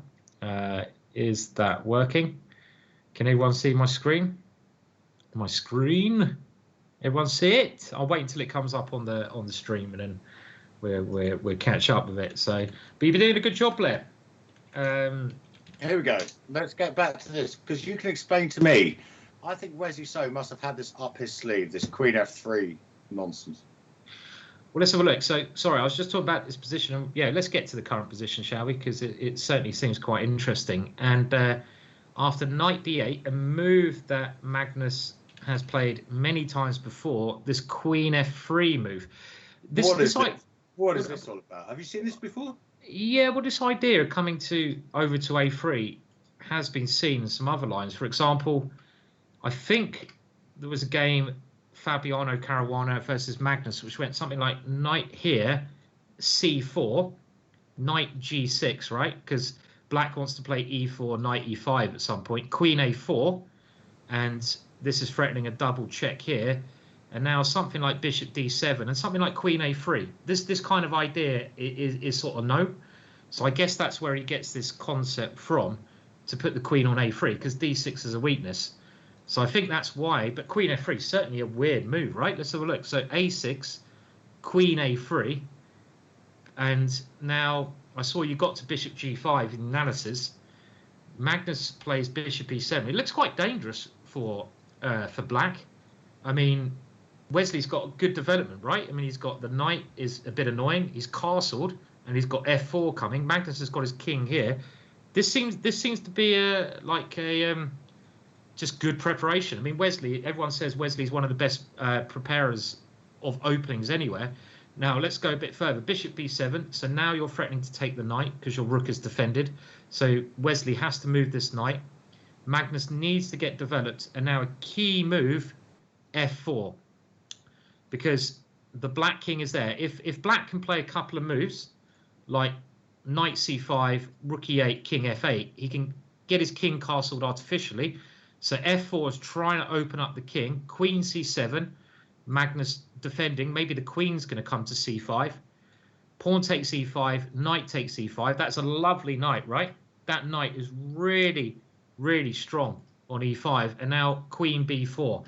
And it's starting to look a bit more normal right now, I guess, Blair. Yeah, a little bit more normal. Glad. I think people are appreciative of your understanding. And this is what I don't have in life.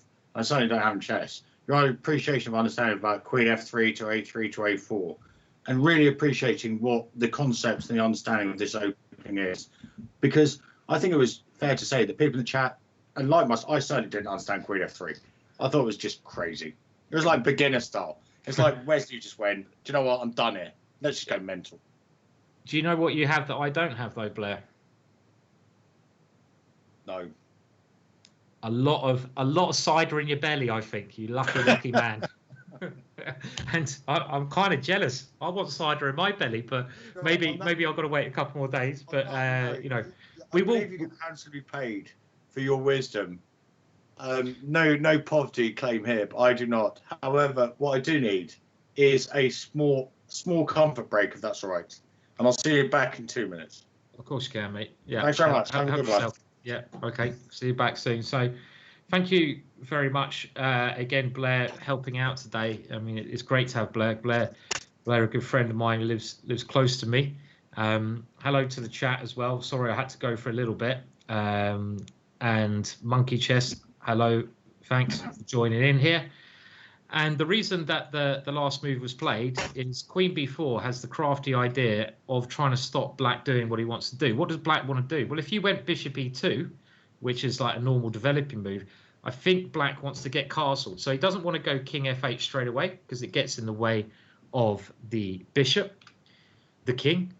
But he wants to go rook e8. And then after some move like rook f1, he wants to go king here and king here. And if black is able to get this position, I think black is better. Why is black better? Because this knight on e5 is such a tremendous piece. This is like a knight you often get in the Sicilian, in this kind of Najdorf, many Sicilians, because you can't kick that knight away. It doesn't just defend, it defends f7. It also has chances to attack on the king side. So this is why Wesley played queen b4, because now if rook e8, you have this annoying check and you're going to pick up the h-pawn. So we can understand why the move's been played. And this often happens in chess, and this is what you guys should be thinking of. By the way, I think we should start a donation, Blair chair donation thing, shouldn't we? I think that chair just seems so sad. I mean, I know he's had it for all of his life, but it really does. I just feel we need to do something with that chair, like give it a bit of liquor paint or something, you know, maybe sew it up or something like that. Poor chair, poor chair. It's seen better days, hasn't it? Certainly seen better days. Bit like me and Blair, we've seen better days, but we're here still. We're here, we're survivors. And this is like modern chess. Basically what happens is someone moves a piece, they have an idea, the opponent realizes what the idea is and they act against it. So now this one is not going to be hitting h7. And, you know, this is something we could all take away. You've got to get into the mind of your opponent and you've got to try to work out what your opponent's trying to do. Now bishop e2, because again, you still can't move this rook actually because of queen check and you lose the pawn. So if Magnus can get his king safe, I think he's going to be better, but he can't do that easily at the moment. I'm not sure where the king goes, to answer your question, Kingfisher. I'm really not sure. Well, he has gone now to f8. So I think he's deciding, okay, I can't get this rook out in a traditional way. So I'm going to get it out in an untraditional way, meaning he's going to try to get it out h6 and then this way. This is what he's thinking of doing, right? So rook on h, f1 played, normal move, rook e8. Rook f5, Wesley's trying to build some pressure against these two pawns. His immediate threat is just to take that pawn, go a pawn up. So h4 played, Harry. And now rook f4. And Wesley's just trying to chase down the pawn there. And at this moment in time, Wesley's got a little bit of pressure. So this is just the kind of position that he wants. Just the kind of position that he wants in order to win this one. He wants a little bit of pressure, right? He needs to keep the initiative up. And you don't want to lose this pawn. If you lose this pawn, you're in trouble. So h3 is one idea. That was a mouse slip, but it's one idea you could play. But the problem with h3 is you go rook h4 anyway. And you've got this major problem on the e file, on the h file. Because if you take the rook off, I take here, and this check is horrible, and I'm just going to win a pawn. You don't want to lose a pawn like this. So I expect that knight g6 move, but there's real problems with this knight. As soon as you move your strong knight away from e5, you have other problems. You have problems with your f7 pawn eventually, because the knight was doing a great job of defending f7, but now f7 becomes a real target. And also you've got rook c4. This rook is a real problem, because you're not just playing on the king side as white, you're now playing on the queen side. The queen has to go to d8 to defend that pawn, otherwise queen takes b6, and this move looks really ugly. And you might even have some crazy idea like rook c6. Let's get that rook really going. So these are the problems. So if we go back to the position, Magnus now sees this and he thinks, well, I'm not going to move my knight because my knight is on the best square. I'm going to go queen d8 straight away. So he's a little bit on defensive. Magnus is defending. Another thing I would like to mention, guys, if you join my Discord channel, which there is a link in the chat, a couple of things to bear in mind. I think it's something like this. You put Discord, then one of you who joins the Discord channel will have a chance of winning a free Chessable course. And some of those courses are worth like £200. because they're like over 20 hours. So you've got a chance if you join the Discord. One lucky person will do that. And also, we haven't mentioned it today. We've got to mention it now and again. There's only a day or so left of the GingerGM sale, probably the last day. So everything in the GingerGM shop. I've even done a DVD with Blair, the Jabava London system. Everything in the GingerGM shop until I think it's tomorrow or something like that is a whole 50% off, which is pretty mental. 50% off. Everything is 50% off. So if you go and check out that link, it's a great way to support me and Blair and give us some cider fund. I think we've got enough cider fund. Next time I meet Blair, I owe loads of cider, by the bucket load. But that will also help us as well and support us, and you get something in return.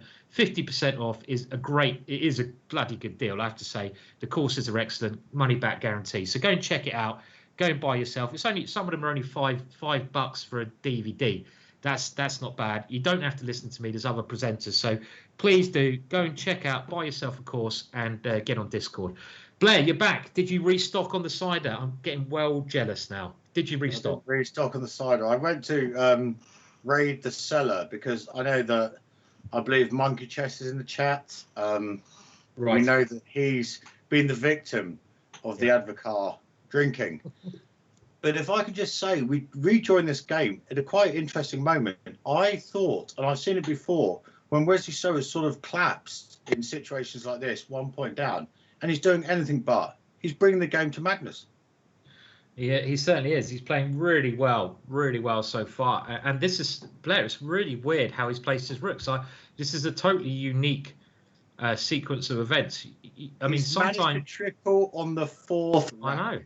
I know. It's crazy, yeah? Because, I mean, you often triple on, the vertical lines, but tripling horizontally, to try and get your rook in horizontally is really, really unique. And that's what he's trying to do here. I think he's trying to play something like rook h4 and try to come round like that. So it's a very unique idea and showing. Obviously, I have no idea what's going to happen next, and I do understand that the evaluation is. Well, I don't know. I have no idea what the evaluation is, but I'm going to put my.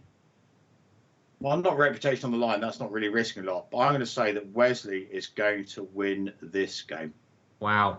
But you know what, Blair? I mean, we're not using a computer here, but I'm certainly not. I assure you. No, I mean, he's got a 4-minute time advantage, pretty much. I like Magnus is on the back foot. His king is passive. Wesley's got very, very safe king. His king is absolutely safe over here. He's controlling like the center, and he's got chances. But Magnus does have this knight, Blair. This knight is kind of holding it together for Magnus. Without that knight, Magnus would be in serious trouble. Could you just explain to us how strong that knight is as an outpost? White doesn't even have a dark squared bishop to exchange it off with. Yeah, I mean, there's really no way that White can get rid of this knight unless he somehow gets his knight to d3.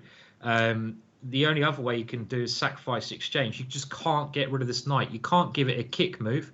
You can't exchange it, as you pointed out, Blair, very, very nicely. There's no dark squared bishop. So this knight is just holding, it's gluing, it's the glue in Magnus's position, holding things together so well. But I still kind of like. Aldo's just said in the chat that rook d4 looks crazy, and I've got to say, from a visual point of view, it looks madness. Did you say it looks like Magnus, the cider? No. All right, I thought you said it. Oh, it looks like he's had some Magnus, the cider, but the drunken rook swing. Let's get it over there. Yeah, lovely jubbly. I mean, it does look crazy, and it kind of shows the creativity of Wesley So. I don't think a lot of top grandmasters would play this idea because it is unique in my eyes, and that's why Wesley is like this extra level over the. I mean, I think it's a really good idea. It's a good rook, right? I remember seeing in a previous match between them that Wesley was so demoralised that he ended up acquiescing to Magnus's Svengali-like behaviour and just taking a soft repetition when he needed a win. He's certainly not doing that here. But how's White going to mix it up, Simon? How's White going to absolutely try to challenge this? He needs a win, so he doesn't need to go banzai and all in and sacrifice his queen, but he needs to do something. What's his plan? Well, I think we're starting to see his idea, and this involves the rook coming to d4. And I think his idea is to get rid of this rook on h6, which has become quite good, and then put some pressure on the h file. Is certainly one idea. I mean, let's say here black goes rook takes rook. You take with a rook, and it looks again very weird, this rook, but with ideas of maybe bishop d3, I like. Trying to come into h7, and I'm trying to tempt black to take that bishop, and also ideas of queen e4 trying to come into h7. There's ideas of checkmate immediately. You know, so basically what you're saying is he accepts that the knight is such a strong piece on e5, and he's going to try and play around it. Perfect explanation. Yeah, he's just playing around the knight. I mean, you can't do anything with the knight, so you just got to put up with it. It's like, you know, it's like having a boil on your head or something. You know, it's like putting up with me when I've had one too many. Yeah.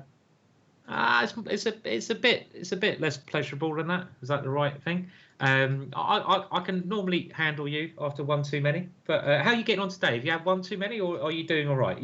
Not at all. I tell you what, I was in absolute awe of Mr. Harikrishna's commentary. Yeah, he was great. But I mean, I do. I mean, I think you're a step up, Blair. Who thinks Blair's a step up? It's much more relaxed. It's really chilled. It's very comfy show. So I certainly don't have the same perspicacity that he has. But I'd like to think I've got a bit of understanding about what's going through these players' minds, because I've been in bad situations many times in chess games. And I'm quite sure that you, Mr. Harikrishna, Mr. Magnus Carlsen, Wesley haven't been in so many bad situations. I think we all have, you know. And this is Skeet say Blair makes me feel better about my own alcohol addiction.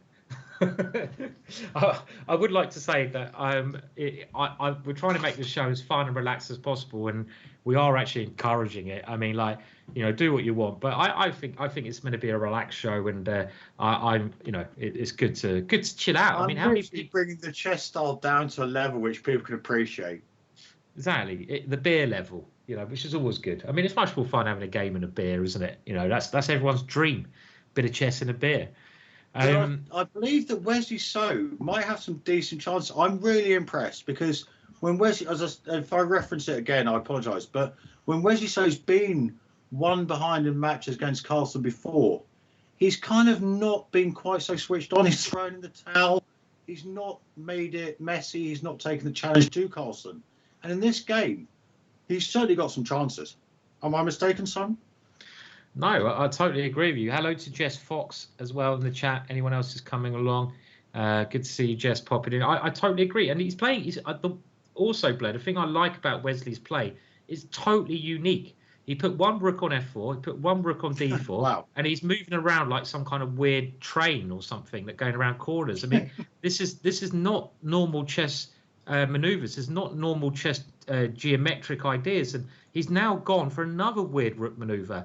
And this is so clever, I think, because if you go bishop g6, because your bishop is attacked, you just whip that pawn off. Yeah, that's a pawn. Thank you. If you do anything else, like, I don't know, let's say queen d7, all of a sudden queen h4, and you're probably just getting mated out of nowhere. Okay, you got knight g6. You have. But I guess if he also goes pawn to, forgive me, I apologise for interrupting because people want to hear from you. But I guess if he goes pawn to g6, the dark squares become somewhat susceptible. I guess there's always a big chance for Wesley though. So if he goes g6, maybe rook h6, you know? Yeah, rook h6, and again we're just trying to go queen h4, and these pieces that somehow got to such weird positions. I mean, queen h4 is a really strong move here. I mean, you might be able to play queen d8 again to try and stop that one, but even like g4 now, and then rook takes h3. I go g4, I'm attacking your bishop. Your bishop, which looks very active, might have to come back, and then I just go pawn up, and you know, at this level, a pawn up is probably enough to win. Look at the time, Blair. Look at the time. 8 minutes versus 3. This is also. I know that people understand who wants to buy me a new chair. I appreciate that. I'm much more interested in earning my privileges. I believe I managed to win a small wager off you the other day, predicting that Magnus would win in a game against Giri. Can I have any options here that Wesley's going to tie this one up? Because I think he will. I'm happy to take a bet. I mean... Okay, I want Wesley to win this game. And I know that I'm firing in the face of Magnus's ability to hold literally anything. I mean, Magnus is like Atlas. He could hold up the world. I mean, if I was going to bet, I'd bet on a white win, like I said last time. But I also know just how resilient Magnus is. So I'm with you there. I'll take the bet. What are we betting? I'm not going to force you into that, because if you think Wesley's going to win this game as well, it's not fair. Let's cheer Wesley on, and let's take a draw into tomorrow's match. No, I think I'm going to take the bet. I'm going to say Magnus. I get draw odds, right? So of course, 100%. Okay, go on then. I'll take it. So, what are we betting? Are we betting? How many ciders down am I? Well, just one. You're fine. Just one. Okay, so this is for a second cider at least. Yeah? Double or quits, I believe, is the phrase that they use in these situations. Oh, is it? Double or quits. Double or quits on the cider. I mean, the question. Okay, it's gone Queen C8. There was a big problem with this square. Bishop B5 just wins on the spot. But after Queen C8, I mean, you can even go. Queen D7, Simon. Queen D7. Yeah, he's gone Queen C8 in the game. I mean, didn't you mention the idea of exactly what you're about to say? I believe that Queen takes B6. If you can sort of cash out, trade out for a pawn as white, you can just convert your advantage into sort of material advantage. Yeah, I totally agree. I mean, this one, if you can also take on D6 and A5, you are just cashing out. But is there any way Magnus can start some kind of counterplay now? Well, there's always a way that Magnus can start some counterplay today, even if we've not seen it. Okay, well, this has happened. It's really heating up. Knight G4 into the game, and he's trying to get his rook down. He's trying to get his knight maybe taken on H2. He's trying. I think this is a little bit desperate, but I mean, the way I look at positions a lot is, if your position's crap anyway, you might as well take loads of risks. So you're probably going to lose. Why not complicate? Apparently, they're saying in the chat it's a huge blunder. Why is this a huge blunder? Because of this move wins on the spot. No, it's wise go, Simon. Yeah, rook takes F5 wins on the spot, right? Yeah. They're saying bishop A6. Oh no, hang a minute. Take their because of that reason. It's a double attack, I assume. Yeah. Hang a minute. Let's have a look. Sorry, what? Bishop A6. The queen is overloaded. Yeah. Okay. I thought that. Sorry, I got confused there. But bishop A6. Yeah.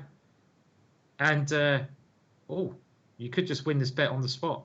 Queen D7, bishop B5. I've got to say that my crystal ball has been incredibly polished in recent memory, because not only do I, as soon as I say that Magnus is about to lose, he does. Okay. When I say Magnus is about to win, he does. But anyway, let's show what's happening.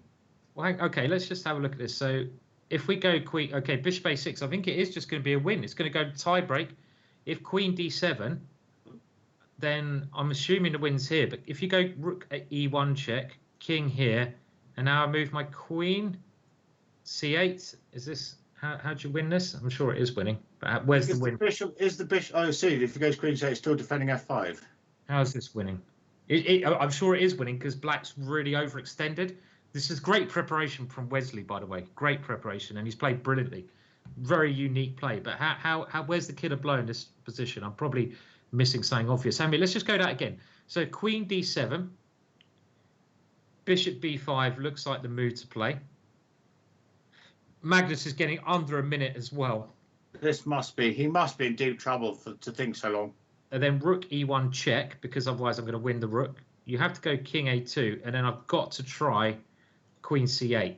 Oh, brilliant. They've seen it in the chat. Apparently, there's a rook takes F5, check on the back rank, and bishop D3 skewing the queen. Yeah, this is the tactic I actually... the queen, Yeah.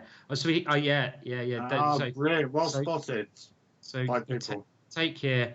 And then obviously you've got queen B8 and then bishop D3. Oh, wow. What an absolute coup. So... And apparently he's resigned. Is he? Is he resigned or not? No. They're saying it should be resigned. Sorry. I'm getting excited. Rook E1, king A2, and now queen E8, giving up a whole piece, and he's going to resign soon. Knight E3. Back to the playoff. We have a playoff on our hands. No, Simon, don't forget. We've got another game tomorrow. Don't forget. There's no tie break. I thought there was a tie break. I got that wrong. My apologies. Thank you. Tomorrow. Thank you, Zibit, for telling us. Hope you're doing all right in VAR. Actually, so this means, I mean, there's been 4 wins today, Blair. How bloody mental is that? 4 wins. And I have to compliment someone in the chat. I can't remember who it was now, as it's gone so long. Someone said no draws after 2 or 3 games, and it's no draws after all the games. And Crazy. I've never seen the like of that. I don't know if you have, Simon. Never, man, never. I mean, I thought I was getting a bit confused. He's resigned now. He's obviously just a piece down for nothing. And Wow. I thought that I got it a little bit wrong. My apologies. I thought it goes to a playoff, but that's tomorrow. So that means it's a draw today. Tomorrow, if anyone gets a decisive win, there's no playoff. It's a draw again tomorrow. It'll go to playoff then. That's been the best day of chess so far, yeah? Best day of chess. It's been a most incredible day with the pendulum swinging from one way to the other. Wesley So must have sat there in the first game thinking, my preparation's got you. I'm black. I'm going to draw the first game. I've got your number, Magnus. And it turns out Magnus won that first game. After that, the second game, I don't want to swear, but something hit the fan, and it really did. It certainly did. And that's been the best day of chess. 4 wins, and the thing that's great is they just keep bouncing back. They need to win. They're winning on demand. I mean, so impressive from Wesley, Carlsen as well. I mean, like Wesley just won on demand in that game, and I'm just been thinking about that game, and what I really loved about this is if we go back to this position, it might be all right for Magnus, but look at what White does with his rooks. I've never seen rooks used like this. He hits the pawn, and then he hits it again. Black Magnus defends the pawn. Okay, they play a couple of moves, and then look at this move. The other rook comes in. Totally unique. Totally unique. This is like really. I love seeing new plans in chess, and this is something completely new. And then he goes a little bit later with the rook coming to h4. Rook comes to h4, and this is the winning idea. It does look a bit amateurish, but it's actually absolutely amazing. I know it's not necessarily appropriate to say this thing, but Queen F3 in the opening. There's hope for us all. Well, Queen F3 in the opening. This move. I don't know if it's a novelty or not. I mean, it looks like a very interesting idea. Just coming over to A3 and going for the attack. Really crazy. By the way, sorry, forgive me, Simon. Sorry. So I was just going to let everyone know that when we finish the stream, hopefully, Blair, are you up for going in Discord for 5 minutes to have a little chat with people? We've been asked if that's possible to do. Do you want to do that? Or okay. My pleasure, absolutely. It's been an absolute pleasure watching the game show with yourself and understanding from you and listening to the people in the chat as well. So absolutely, I'll stay around for a while. If that's appropriate for other people, that'd be great. By the way, thank you for the donation. That's very kind. It's going towards Blair's chair. I see that. We've got a Blair's chair donation now, which is great. I think Aldo donated the other day, so we're gonna try to get Blair a new chair. He might want to keep that chair, but we'll give it a little lick of paint or something. Thank you for the information, Zibbit and Anna. Apparently, Zibbit's saying this is an old idea in an SOS book, which is a new in chess book. So it's one of those ideas Magnus didn't know. It surprised him. Anna says it's been played 5 times before. Brilliant. So just before we go and raid someone else, you can now have a bit of a more chilled out chat with us where we're not talking about chess. If you go and join the Discord chat, I think this will give you details. Just follow that link below. Me and Blair will pop in there. We'll stay for a couple of minutes just to say hello to people, take a couple of questions, and you can also win a free Chessable course if you go into the Discord. GingerGM half price. There's only one more. It's only going to be half price tomorrow as well. So try to get yourself a little deal there. And Blair, before we go over to Discord, where we will hopefully get chatting to some people in the chat. Anything you'd like to add? Thank you for asking me. I'd love to hear anyone's ideas about what their prediction might be for what happens tomorrow. I am going to say, after one of the craziest, most beautiful, interesting days in chess that I've ever seen, I think somehow Wesley's going to win this. You think Wesley's going to win? Wow. Yep. Controversial, right? Sure. Controversial. Not meant to be controversial, it's meant to be honest. Okay. Honest. Okay. Honest, controversial.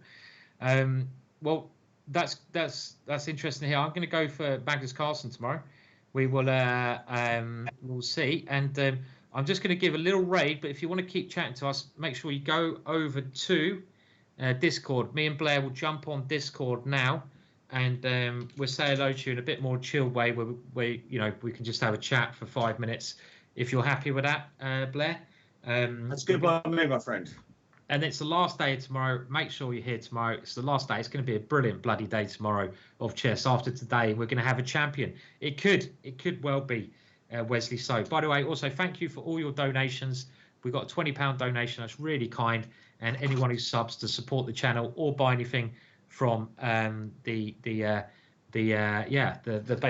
GingerGM collection. So see you all later. Unless you want to go to Discord, we're going to be in Discord now. We'll have a quick chat. Me and Blair will go over there now and have a chat with you then. So thanks, guys, and let's hope to see you for a couple of minutes in Discord now.